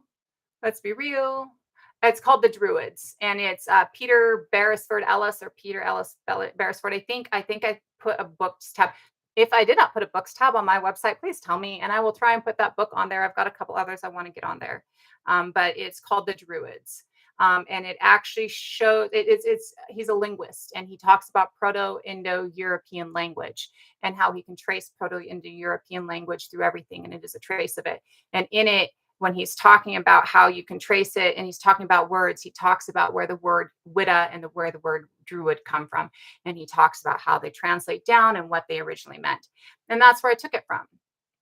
This person got mad at me because I literally said to the other person, if you're looking to Google, or if you're finding your religion from Google, it's like believing Disney's version of Pocahontas, right? If you are looking to Google for your ideas of what your religion should be, then you're practicing the religious version of Disney's version of Pocahontas for history. it is so inaccurate anyways, right? I feel the same way about things like the witch's Bible. Okay, I'll put one up. Thank you. Uh, would you remind me? Because I know we talk a lot more and I get so distracted and I won't be doing anything after this because I have meeting after meeting. But I'm like maybe tomorrow morning and I'll try and put it up. Or just if you text me and ask me what the book is again, I'll give you the book and I'll remember to go pick it up. Um, but there's a lot of Google druids. There's a lot of Google priests. I have a priest certificate, right? Like I've had one for 20 something odd years. Technically, I'm a priest, right? I remember when, they first got the ability to go online and get yourself a certificate so you can marry everybody you wanted to, right? So technically, actually, my title is goddess because that's the one I chose, right? So technically, I'm a goddess, right? So when we're looking at those things, we have to understand that Google is a great place to start finding sources. But if what you're Googling is something that you're going to Wikipedia and finding from, right? If what you're Googling isn't knowledge that you already have and you're trying to find the sources of it or trying to find documentation or remind yourself of something, if what you're Googling isn't getting backed up and backed up and backed up, right? So if you're Googling and you just find a ancient origins article, that's the one I wanted to use the other day. Ancient origins article on what used to happen in Egypt, you're probably not going to get the truth, right? You're probably not going to get the reality of it, right? Whereas if you Google and you're looking at practices of ancient Egypt and you find an article in a journal from an Egyptologist, you might find real information, right? So you want to make sure that you're taking the real information. Now, in Europe, that means sources. Here in the Americas, to get real information, you need to go to elders, right? You need to go to culture keepers, right? But again, we're not focusing on that. But I want to state that because you need to respect what the elders within Turtle Island say as authentic sources. Okay, that's why I'm stating that. In spaces where you still see groups that are maintaining their indigenous heritage, then when you're looking at sources of culture and sources of knowledge, you should be going to those groups and you should take those as a higher source than something in an accredited scientific journal, because written word is the winner, right? Written word is propaganda based on the winner. And most things in scientific journals, things like, like philosophy, even medicine, all of these things take it back to the Greeks. And if you can't reference the Greeks 3 times and reference articles, people have already referenced the Greeks, then you're not credit, right? So when you're looking at spaces where people are currently in that are indigenous, you want to make sure that within those spaces, you are absolutely understanding that elders and culture keepers know more and are higher accreditation than any academic. When you're looking in places like Europe that have been colonized and where academia has been present for hundreds of thousands of years, well, hundreds of years, you want to take in those areas and you want to look at sources that have weight, right? Now, again, with these things, we're looking at sources that are written by the winners. We're looking at sources that are propaganda. When you're looking at the Romans as a source, you absolutely want to take the Romans as a source. It's the only written source of the time, right? One of the few. Some other things are written. We just haven't translated them or we don't consider them written, right? So you want to be able to look at that, but then you want to find the backup, right? So we know that the Picts have a tattoo culture because the Romans wrote about the Picts having a tattoo culture, right? We also know that the Picts had a tattoo culture because we're finding our oldest stone tool in the same place in the Iberian Peninsula the Pictones came from, which is one of the 2 groups that are attributed to that tattoo culture within Roman society, right? So you want to make sure that you're not just gathering the antiquity source, the written history on it from antiquity, but that you're also correlating that, right? So you can see how you can take Otzi's father being from the Scandinavian region, the upper part of the Western European region, as there being tattoo culture in that area, correlating that with the Ahmad ibn Thalan reference to show that there are tattoos that we are seeing evidence of a tattoo culture in this area for an extended period of time. And you can take uh, the Siberian mummies and knowing that they migrate over and become a part of that Scandinavian culture can absolutely see that there is this translation, not only in archaeological evidence, but in written history, that there are tattooing in Viking history, right? In Scandinavian history. Specifically, currently, knowledge is within Sweden, um, really within Sweden, really within Sweden. Um, just because of the fact that Otzi's DNA is Sweden. The Volga are Rus Vikings or Swedish Vikings. So the historical documentation is Swedish as well. Well, we see the Siberian mummies. We know that the Eurasian steppes is where the group of dark-eyed and light-skinned people move into Scandinavia. If we look at the indigenous groups still there, like the Sami, then we are seeing that we're looking at a light-skinned, dark-eyed group, right? That is the light-skinned, dark-eyed group within Scandinavia or within Sweden, right? So when we're looking at that, I haven't seen any evidence of tattooing from Sami culture. Sami culture is still there.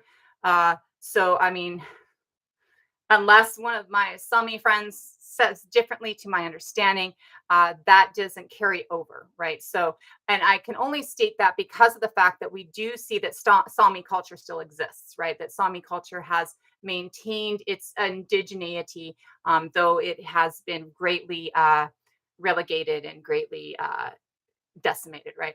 It has still maintained its indigeneity. Now, it could be possible, and I mean, I could ask friends, I could look in the sagas and see. I don't think I see anything in the sagas that I've seen so far that documents it, but it could be possible that within the sagas they document that the Sami people have tattoos. It could be something that got stamped out when Christianity moves in and stamps out any other cultures.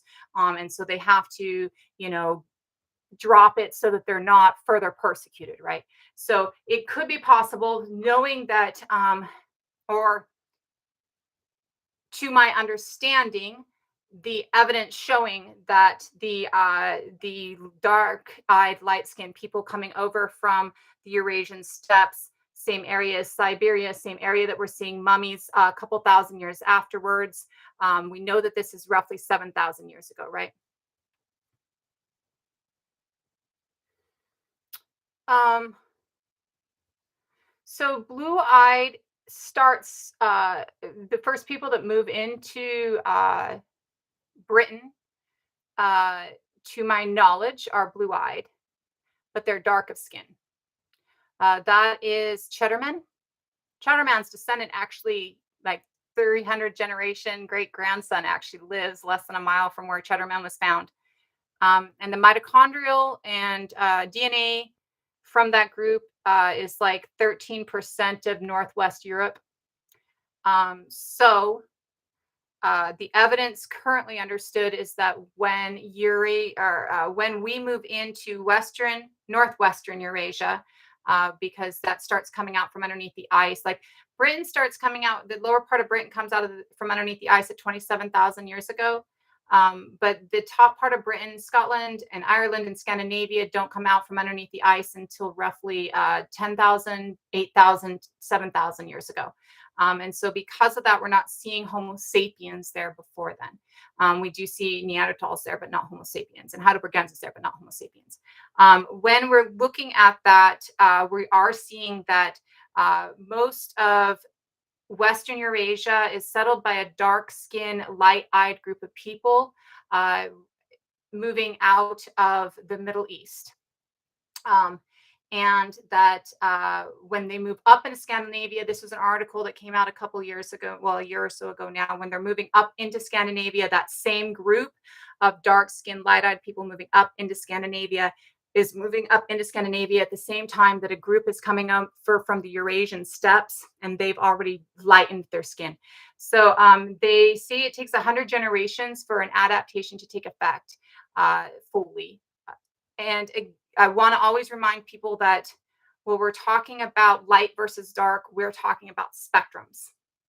So Cheddarman's alleles are what we describe as sub-Saharan uh, in the skin tone. That does not mean that everybody within his group was that dark. It could have been slightly lighter, slightly darker, right? It's going to be on a scale, a spectrum. It's not going to be everybody is this exact shade. We don't even see it today in non-colonized groups, right? Not everybody is the exact shade. So you're going to see a darker spectrum of people moving up, basically. And then roughly 5,000 years ago, we start to see lighter skin being more predominant, like taking over 50% of the population is lighter skinned. By 2,000 years ago, we start to see that roughly, like, I believe 80 to 90%, or 70 to 80%. And then 1,000 years ago, even in the sagas, we see that people like Egil are described as having dark skin. There's several people in the sagas as being described as very dark. So we're seeing even then that we're still seeing dark skin coming across in many of the Scandinavians who start as a dark skinned, light eyed group. And then what we're seeing with the other group coming in from the Eurasian steppes is that, so we go into the Levant area first, right? So the Levant area is like, here's my map. So you got the lake here, like the Mediterranean Sea, right? And so you got Africa down here, and you got Egypt here, and then you got Judea, and like you go up into here, there's like the Arabian Peninsula, there's the Caucasus Mountains, right? So in this Levant area in here is where we lived with the Neanderthals. Now, as we're moving out of there, we're going west first. West is easier, or not west, east. East is easier. And the reason east is easier is because there's land right there, right? We don't have to go up and around mountains, and the ice is still there. The ice starts leaving the Eurasian continent roughly 50,000 years ago. So as it's receding, we have this eastern strip of land that we can move into first, right? So this eastern strip of land, as we're moving into, we're also seeing people that are going up. So maybe 40,000 years ago, you start to see people on the Eurasian steppes. So that lighter skin starts to develop earlier, because Arctic cultures are lighter skin. Even in the Turtle Islands, Arctic cultures are extremely light of skin. Even in Eastern Eurasia, like even in China and stuff like that, the further north you go, the lighter your skin tends to get. The further south you go, the darker your skin tends to get. And that's, again, because of equatorial action, like along the equator, where there's a lot of cloud cover versus where there's a lot of sun exposure. And so the people in the Eurasian steppes have been in the Eurasian steppes for a long, long period of time, whereas the people in Western Europe have to come up around, get through those Caucasus Mountains or around the Caucasus Mountains to go over, right? And it takes longer, even though that space has receded, right? And there's some you can go up and down and around on the lower edge right there in the Mediterranean up above. But even then, you got to figure out a way to cross water at some point, because up into there, it kind of like there's like a small strait there. But even in that small strait, and I'm not talking Gibraltar, but like if you go up near where Byzantium used to be, sorry, my map in my mind is 100,000 years old. Like it's 1,000 years old. Like it's this Roman map half the time in my mind of this area. So so as you're going up into there, there's a straight, like a waterway there. So you can't just walk over it, right? So you're seeing that less people are moving into Western Eurasia. We're seeing that the Western Eurasian movement in, I believe, is like 40,000 years ago is our current, at the lower part of Western Eurasia. And then, of course, we're seeing that as that ice recedes, it goes further up. But that's how you get lighter skinned people moving in from Siberia, where you got the darker skinned people moving up. Which means that you're getting that Siberian DNA probably moving over. That's probably the root that you get with the Sami, though. So the Sami's root language is Finno-Ugaric instead of Indo-European. And so you might see that you'd have to look at different groups along these steppes that have a Finno-Ugaric language as well, to be able to see those cultural ties. And again, the Sami are an indigenous group that is still there, right? So if you're trying to like relate to the Sami as your heritage, finding tattoos probably isn't like something. I mean, again, if if there are Sami people that I know who have that history that show that the tattooing was, or that know that the tattooing was taken out by the suppression of Christianity, which makes total sense to me. I just don't know of any evidence of it. And I do not believe the Sami believe that. And so I'm not going to tell you that's what happened when the Sami don't believe that's what happened to my knowledge, right? Like that would be really shitty of me. So when you're looking at Nordic tattooing, you're not going to be looking to the Sami to do that, right? They do. They have several, and I know several Sami. Like, I have a really close friend, sometimes partner, who's Sami, right? Like, and I have a couple of friends on here who are Sami. Uh, Sami is a really extensive, beautiful culture, right? Sami have teepees, like there's a lot of really cool information with the Sami. But I also, like I haven't heard of any information that signifies tattooing with the Sami, and so I'm not going to state, well, the Siberian mummies had tattooing, and we think that's where the Sami people came from. So obviously, the Sami people have tattoos because the Sami are still there and they're still working from that, right? They did. Sami Blood, Samiblod is a really great movie that shows the effects, well, kind of a minor of the effects of residential school within the Sami people within Sweden. It's you can find it on like Amazon, I believe. You can find it in a couple places, but it's called Sami Blood, and it goes into the residential schools within Sweden and what happened within Sweden with the residential schools. The residential schools in Sweden are a little bit later for the most part, not all of them, but for the most part, to my understanding, because they were still going on during the 30s. Not that the residential schools here haven't still been going on. Hold on one second. I need to get my hair up.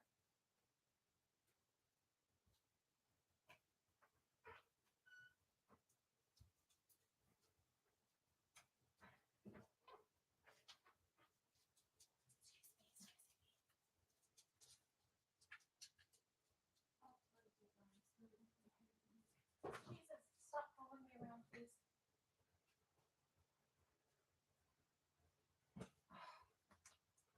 Trying to kill myself stepping on my dog. And I'm trying to find a hair tie, and I don't know what I do with my hair ties. My hair is driving me insane, and I'm getting really hot. So when we're looking at tattoos, these are all really important. I'm going to go ahead and go over a few of the things again, just to make sure.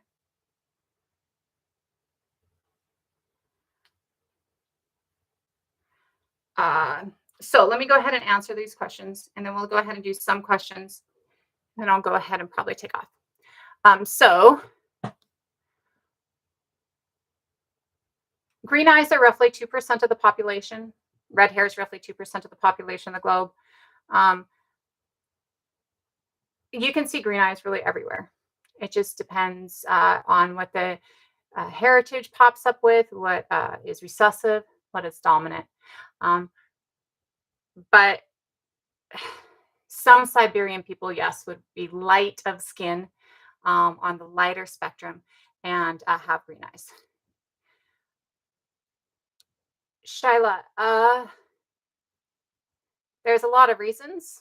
So if you absolutely know, because you knew her, that you have a grandmother who was Cherokee, then it might not show because it comes through the father line, right?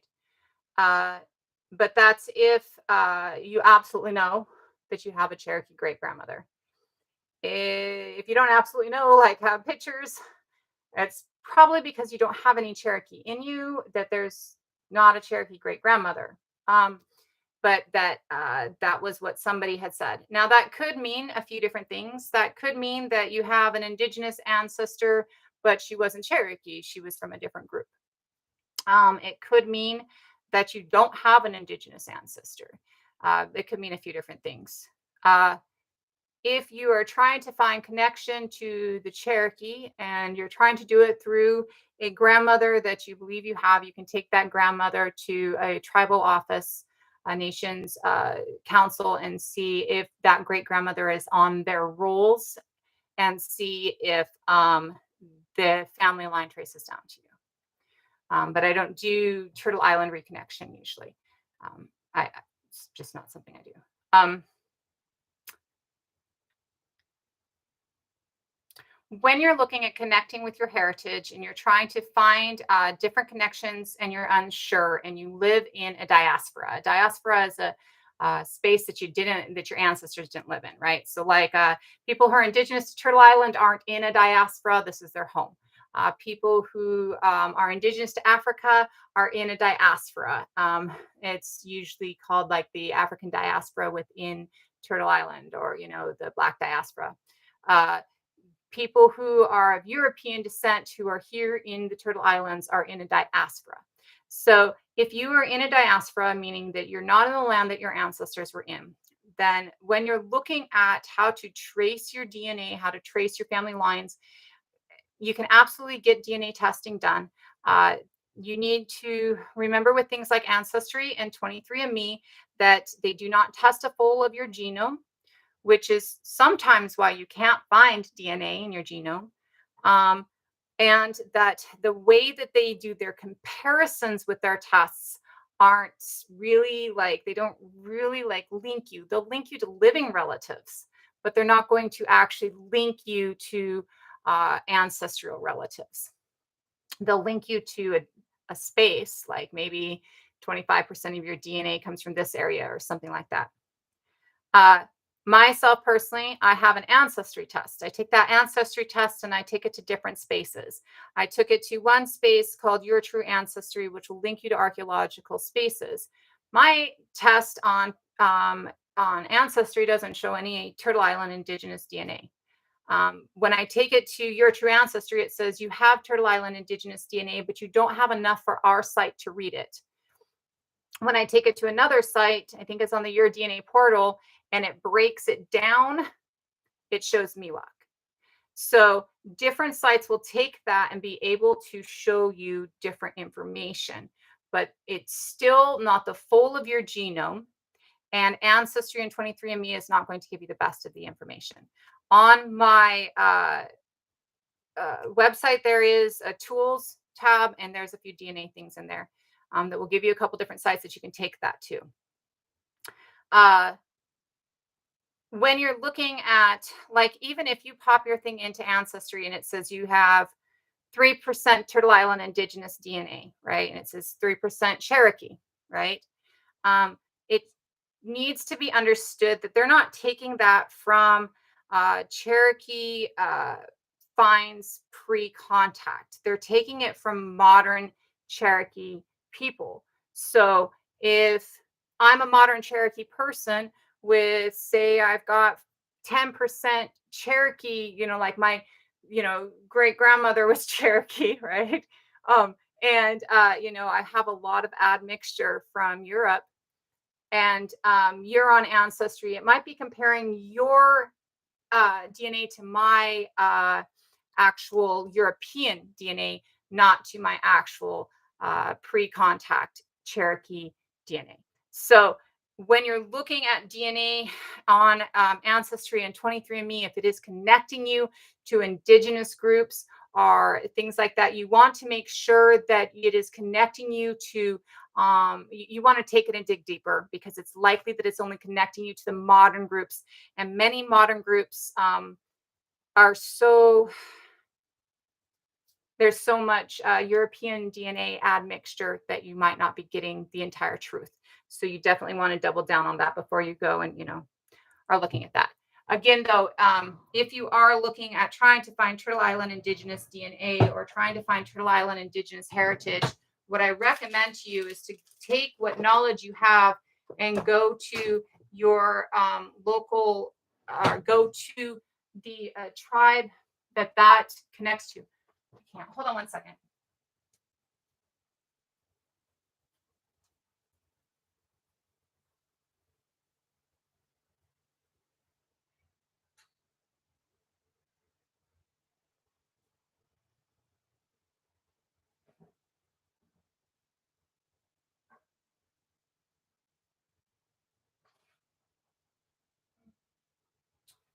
I can't find the thing that I'm trying to find. I apologize. And it's just driving me nuts because my hair is driving me absolutely insane. We're not really going to touch on hair today. I think we'll probably try and touch on hair tomorrow. A couple of things that we will or that we can really mention today, though, is the fact that we see globally that braids are one of the first thing that we use. If you have uber straight hair like me and you're trying to braid your hair and you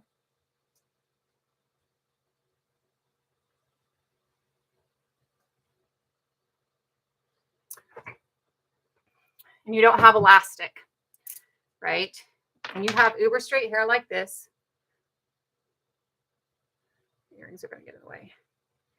And I just take and braid my hair because I need a way to keep it out and tie this to the end, it's going to fall out. If I take and don't braid my hair and just tie it into a ponytail with this, it's not going to hook or stay for very long. You'll watch where it can really just pull out so easily by the end of the day. So most of our earliest hairstyles or methods of keeping our hair out of our face are not going to be a ponytail. We have to have some method of keeping our hair out of our face. Now, you can absolutely probably tie a band around your head, right?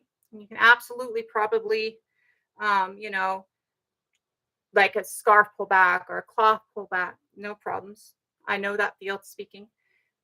So if you're trying to keep your hair back, your best way prior to elastic to keep your hair back, I've got a strand out here. It's not working right. Prior to elastic to keep your hair back is to braid it and then braid your leather or sinew or whatever you're using into your hair. Because when you braid this into your hair, it holds it in your hair so your hair isn't going to fall out and run in your face as you're trying to do things. So when we're looking at hairstyles across the globe, what we're seeing is that braids are really everywhere. Now we've seen the Venus of Wollendorf, the Ravacian Venus. See, now I've braided this up a couple strands. I started here, I braided it down. So now it's harder to pull out. See this? I can't pull this out as easily. Got a little looser, but I can't pull it out because it's braided into my hair. We see that the Gravacians are definitely braiding like stones, or not stones, shells into their hair, or they're wearing a shell cap, but there's definitely evidence of some form of braiding. We see within a lot of ancient Nordic, Scythian, Celtic, that there's stylized braids on the ornament, on the artwork that they do, and on their ornamentations. So braids as in depictions of people with braids in their hair. Pretty much the only other way for your hair to stay out of your face is either to cut it off really, really short, which is really, really fun with an obsidian blade, or to dread it. And we actually see that dreadlocks are something that we see in Poland, right? Like the Polish lock is something that is documented within history.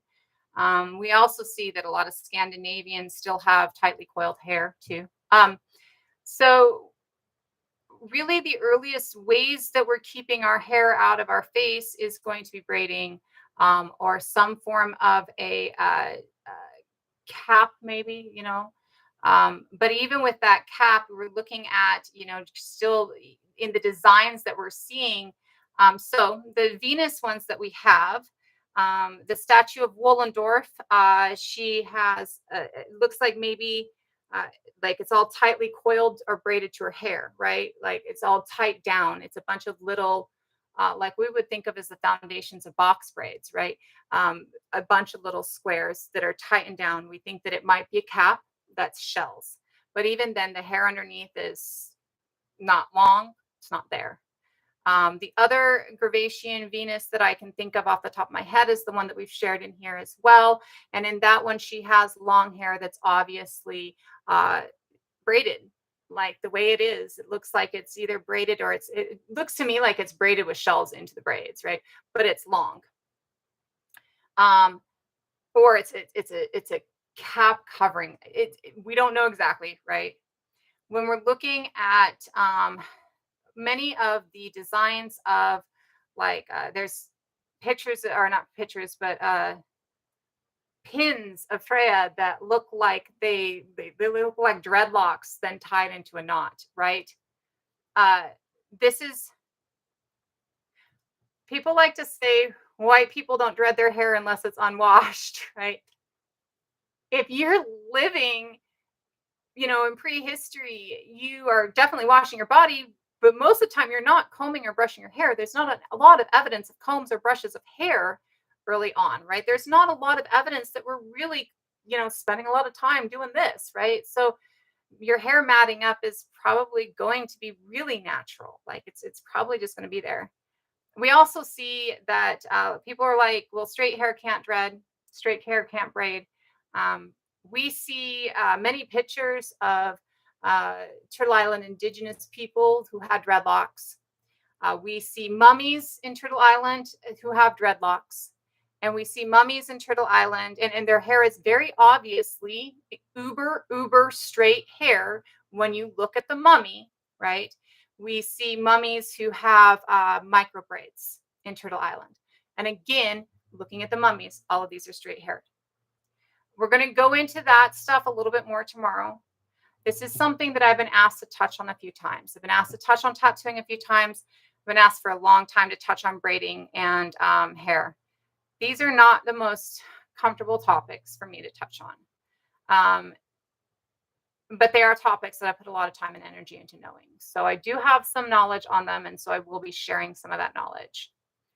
I want to remind everybody, though, that just like with tattoo patterns being a global thing, or not patterns, tattoos being a global thing, that there are specific patterns, specific styles, specific things that are for specific groups. They are groups that use these as rites of passage, identifiers, honor, right? And just like with tattooing, you should avoid any chin tattooing that's lines and dots. You want to be careful in anything like braiding, that you're not going with specific patterns that are connected to specific ideas.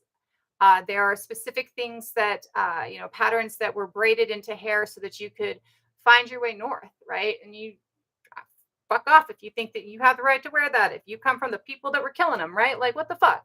So you want to make sure that you're steering clear of those specific things that are attributed. Braiding your hair, though, is global. French braiding your hair is global. Braiding your hair into a lot of different braids is global. It is, to every understanding I have, really the earliest possible way we have of keeping our hair out of our face.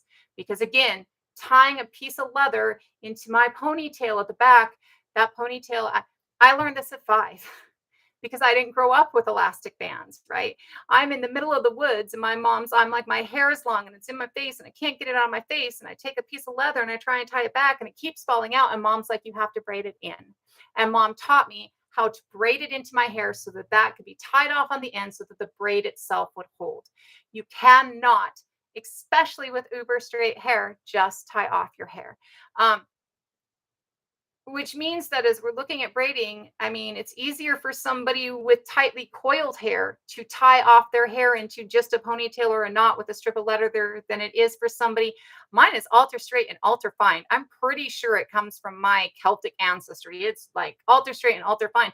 Trying to tie my hair into a ponytail has never worked, right? But I know a lot of people who can literally just, tie it back and it stays all day. Some people don't even need a fucking piece of leather. Like they just wrap a strand around and it stays all day. And I'm like jealous, like, give me some of that. So when we're looking at this, we need to understand that designs, specific cultural elements that are tied to specific things are absolutely sacrosanct, and we should not be incorporating them unless we have that ancestry, unless we have that connection, uh, ancestral connection, right? Yet braids are absolutely a global tradition. And we are absolutely seeing braiding everywhere, everywhere. Not only are we seeing it in reliefs, artworks, a lot of Germans and Poles do too, but there's also a lot of Scandinavians, Poles who actually have very tightly coiled hair. I've met in my life personally, I have an uncle from he's not Norwegian, a Norwegian uncle who has tightly coiled hair. He wore an afro my entire life. My husband, since I mean, like I remember him carrying me as a baby with this just huge blonde afro. I went to Job Corps with a kid with a huge blonde afro, and there was a Celtic singer when I was God 12 or 13 when Riverdance came out. There was a Celtic singer, an Irish singer, who had a huge red afro, and I got super jelly. But yeah, there is also that very fine straight hair. You can see that pretty much across the globe that you get straight to tightly coiled, and that you get fine to coarse. You don't seem to see a whole lot of tightly coiled in indigenous pre-contact Turtle Island. You don't seem to see a whole lot of uber straight in pre-contact Africa. You do see though that sometimes these things pop. And again, these are that recessive gene, that allele that pops up. Yes, there is absolutely.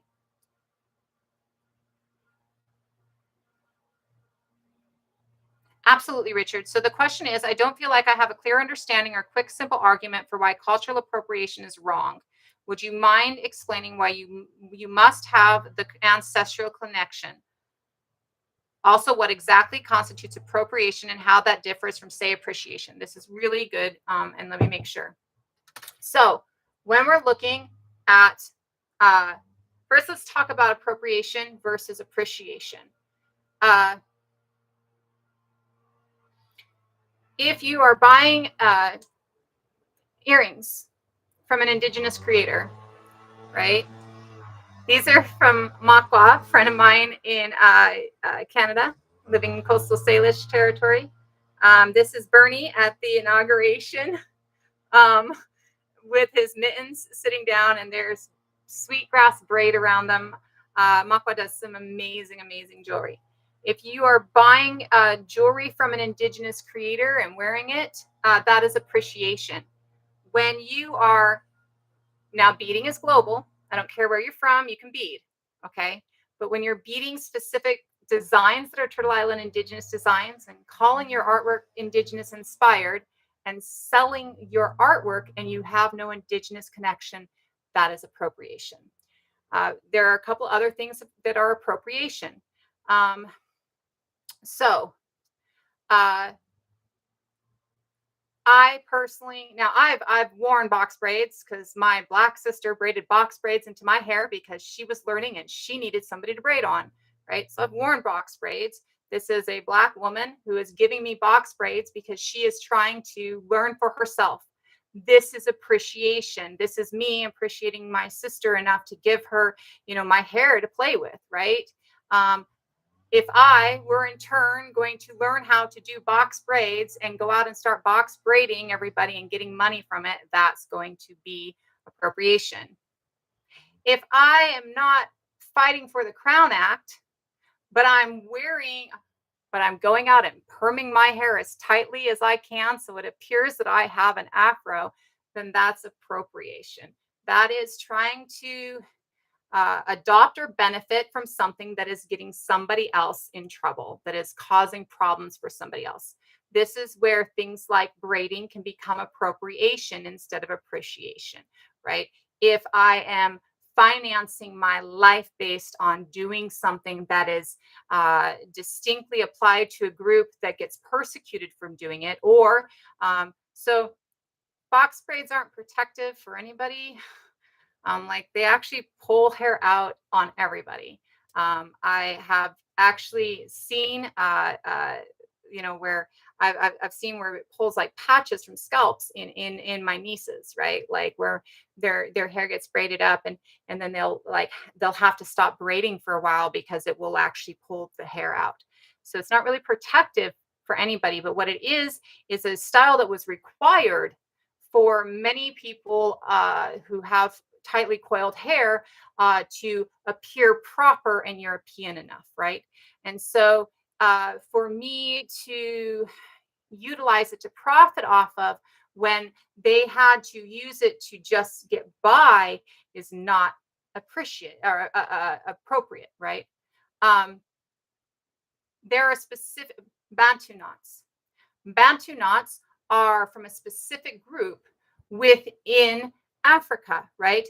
This comes from a specific culture, right?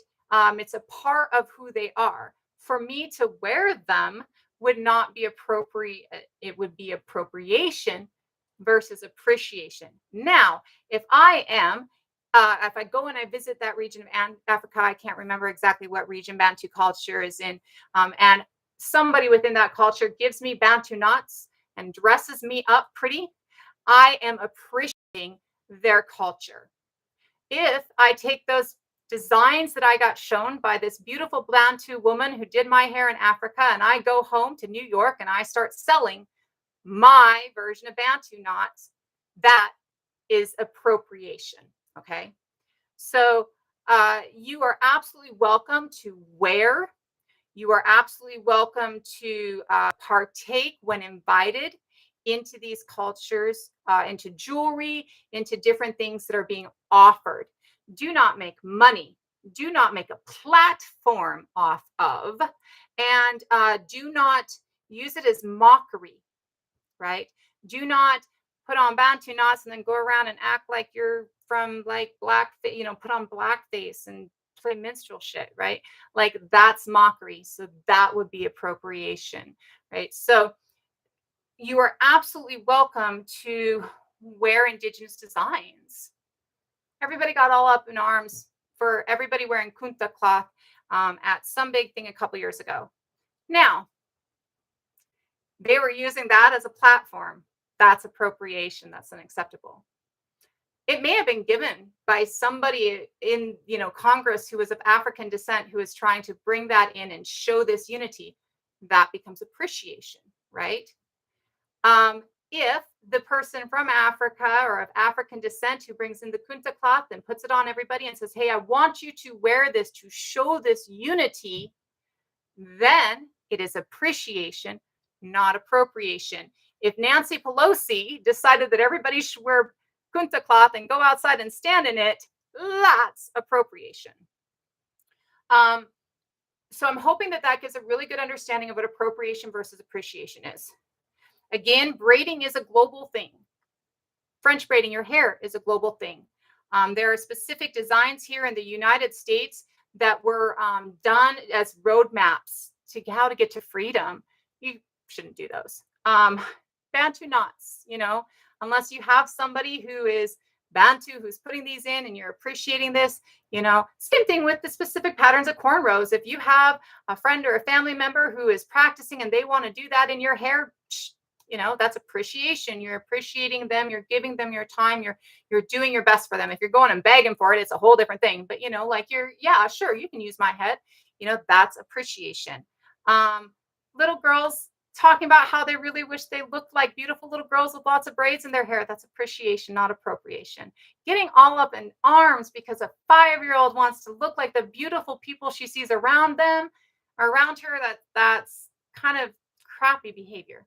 But we also live in a society where for so long, so many people have been harmed, and they have different things that they have to understand, or the oppressors need to understand different things so that we can eradicate that oppression and make sure that people are able to live in a positive environment and able to live better, right?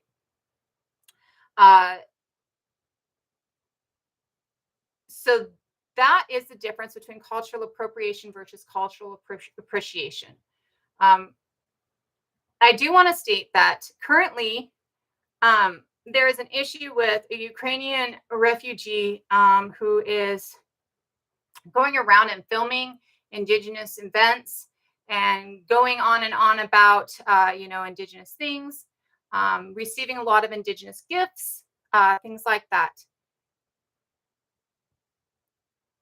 In some areas, this has crossed the line from appreciation to appropriation. Where this is crossing the line is in when you're going to an event and you are not showcasing the indigenous people at that event in a beautiful way.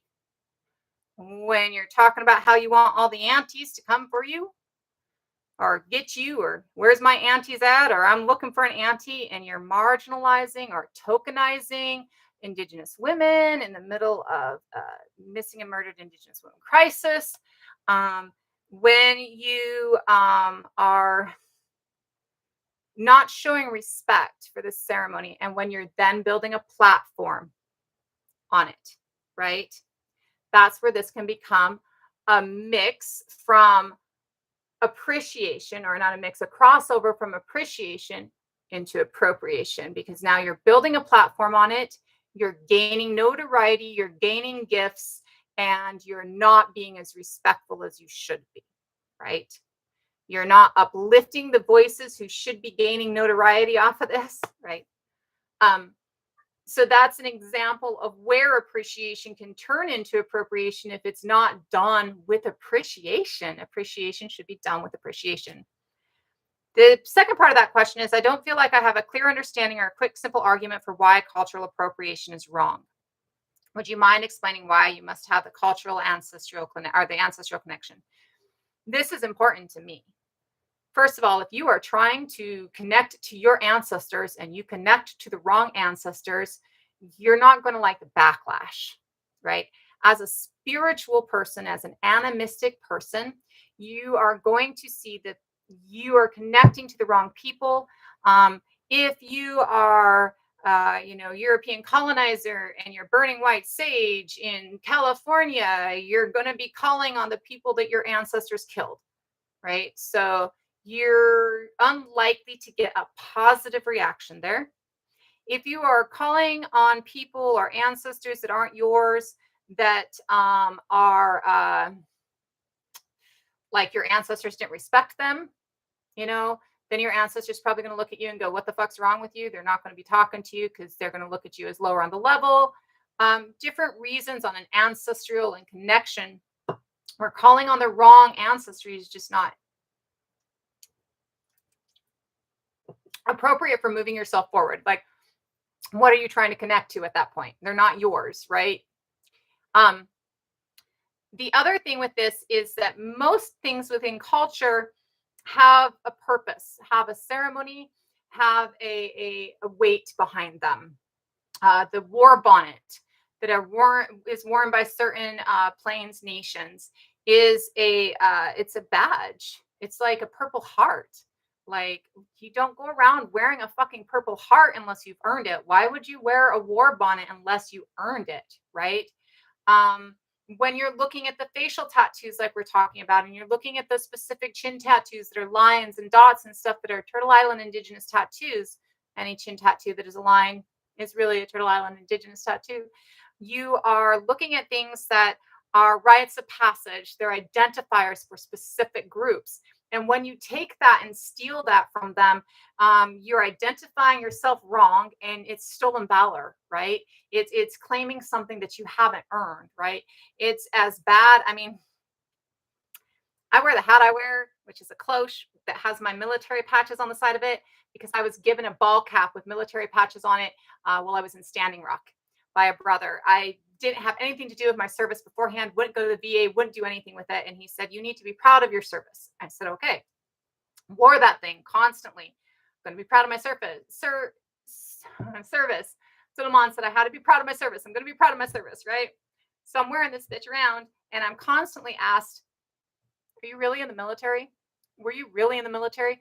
I literally have people tap on me so I take my earbuds out to ask me, were you really in the military? We are so offended by the idea that somebody who wasn't in the military wears a military patch that we will literally harass women on the street to make sure they were really in the military before we go, thank you for your service. Nobody needs you to thank me for my service. Anyways, I didn't need to talk to you. You could have walked on. That would have been a bigger thanks. But you have to check to make sure that I'm not stealing valor and thank me for my service, right? It's no more appropriate to steal valor like a war bonnet or a chin tattoo than it is to wear a Purple Heart or a badge of service. Wearing something that signifies to people that you have achieved some form of a rank or identity or have actually done something when you have not is ridiculously, it's just really unethical. Like, I don't know how else to really, like, it just becomes really like, I mean, I've had people who are like, yeah, I was in the military. And then you talk to them and they didn't graduate from basic training, right? And I've had people who are, stood front lines in the military, right? Like, and I never did. I, was female 20 years ago. You couldn't be on the front lines, right? Um, if you are 6 weeks in basic training or 2 weeks in basic training and you're drummed out versus 4 years in and you've gone to Iraq and back, telling me that you served your country when, well, I'm not 4 years, but telling me that you served your country when I've gone overseas to serve my country, and thinking that you deserve the same level of, oh shit, what you put in, right? As I do, is kind of rude to me, right? Like, it's a little bit shitty to me to think that your 2 weeks that you got drummed out equals my time in Iraq and 6 months away from my child, right? And bombs and fucking, driving through fucking people, not through people, but like all of that shit. To tell me that you think you're 2 weeks in equals the same. And if you have those 2 weeks in and you're going around wearing a purple fucking heart that you only get for, like being in a war zone and being injured in a war zone, who the fuck are you? Why the fuck would you do that? Right? It's the same thing. That's what um most appropriation really is, right? When you're looking at things like making and selling indigenous jewelry. Uh,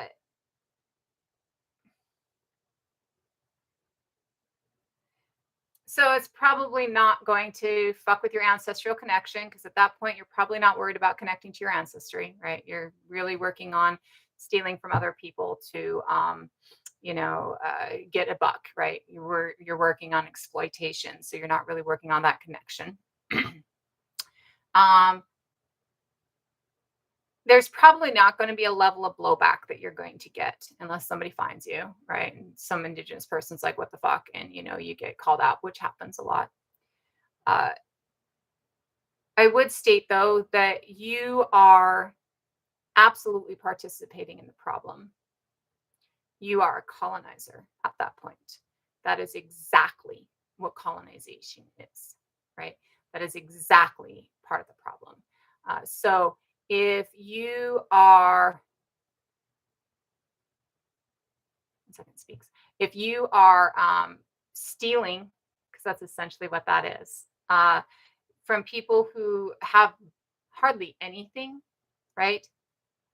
Most people who are selling indigenous inspired shit, well, they all usually look the same. They're all usually pretty blonde, tall, and female, but they usually have a pretty safe and secure background in space, right? So I have been to places where indigenous women are selling their beadwork on the side of the road because they can't feed their families. So if you think that it's appropriate for you to steal somebody's patterns and sell it while you're living in the comfort of your 4-bedroom fucking house in the middle of the suburbs, driving 2 cars, and your children are eating every day, whereas there's people out there who, are living in dilapidated buildings if they have roofs over their head, and who are trying to get enough money to feed their children by selling their artwork. You're stealing from people is what you're doing. You're stealing from people. And that is on all levels ethically and morally wrong, right? Pretty much any ethical or moral thought process that we have states that stealing from the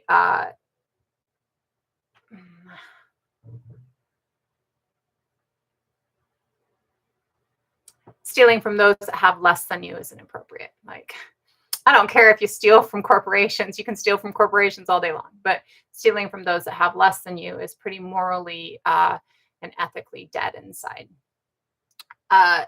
And I know that those are a lot of roundabout ways, Richard. So if that doesn't give you a quick and easy, I would say that the quickest and easiest way to do it is, or simplest way to do it is,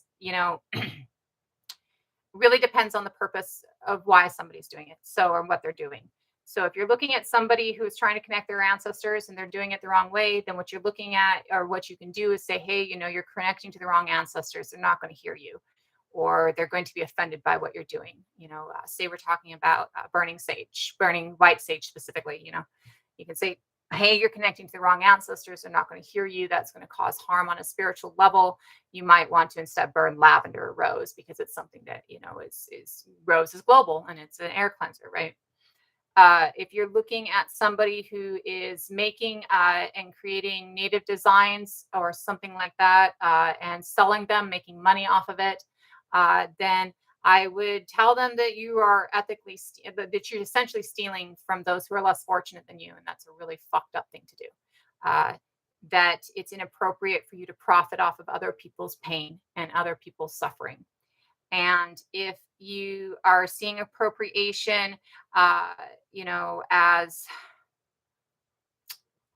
I think that's really the only two levels that we really went over. I can't remember off the top of my head if I went over something else in it. But if you're looking at appropriation, and not connecting. If you're looking at appropriation from people who are just trying to wear something around, or like they like wearing kunta cloth, right? Or kente cloth, kente cloth. If they, and I would ask them, where'd you buy it from? Well, it'd probably be a lot more ethical if you bought it from somebody of African descent, right? And I would just really take it to the morals and the ethics of it. Most morals and ethics tell us that stealing from others for our benefit and their loss is inappropriate. And really, that's it. Oh, that's the other one. And the other one is I would take it back to the Purple Heart. That's stolen valor. Why are you participating in stolen valor? Like if you see somebody who's wearing a war bonnet, if you see somebody who's wearing a chin tattoo or painting their chin, that's stolen valor. It's really inappropriate of you to participate in stolen valor. Would you wear a Purple Heart? Absolutely. Absolutely. I am going to go ahead and go. I've been here like 2.5 hours and I've got something else I've got to get ready for in like half an hour. So I am going to go ahead and take off, everybody. And we'll be back on tomorrow. I'll have to check my timeline. And then tomorrow we'll talk more about hair and hairstyles and what we see across everything. We'll probably give us a little touch on tattoos again, just so anybody who missed it today gets it tomorrow. And we'll talk again about appropriation versus appreciation. Dominique, it is over on YouTube. So if you're on the n.widda.ord channel, it is over there. So you can go and watch it and see the whole live. It is absolutely over there. We've been recording on both this whole time. So you'll see, I'm not usually looking at you guys on YouTube as much as I am on this one, but it is absolutely there. So I will be back tomorrow. And I'll see you guys all then. Much love to everybody. Thank you. Have a great day. Remember today that you are worthy and you are loved and you are needed. And that it is the fact that this world sucks and you feel it that signifies that you are worthy and loved and needed, because it is those of us who feel the shit of this that are going to be able to change it. Have a great day, everybody. Have a great day, YouTube. Much love, everybody. Have a great day.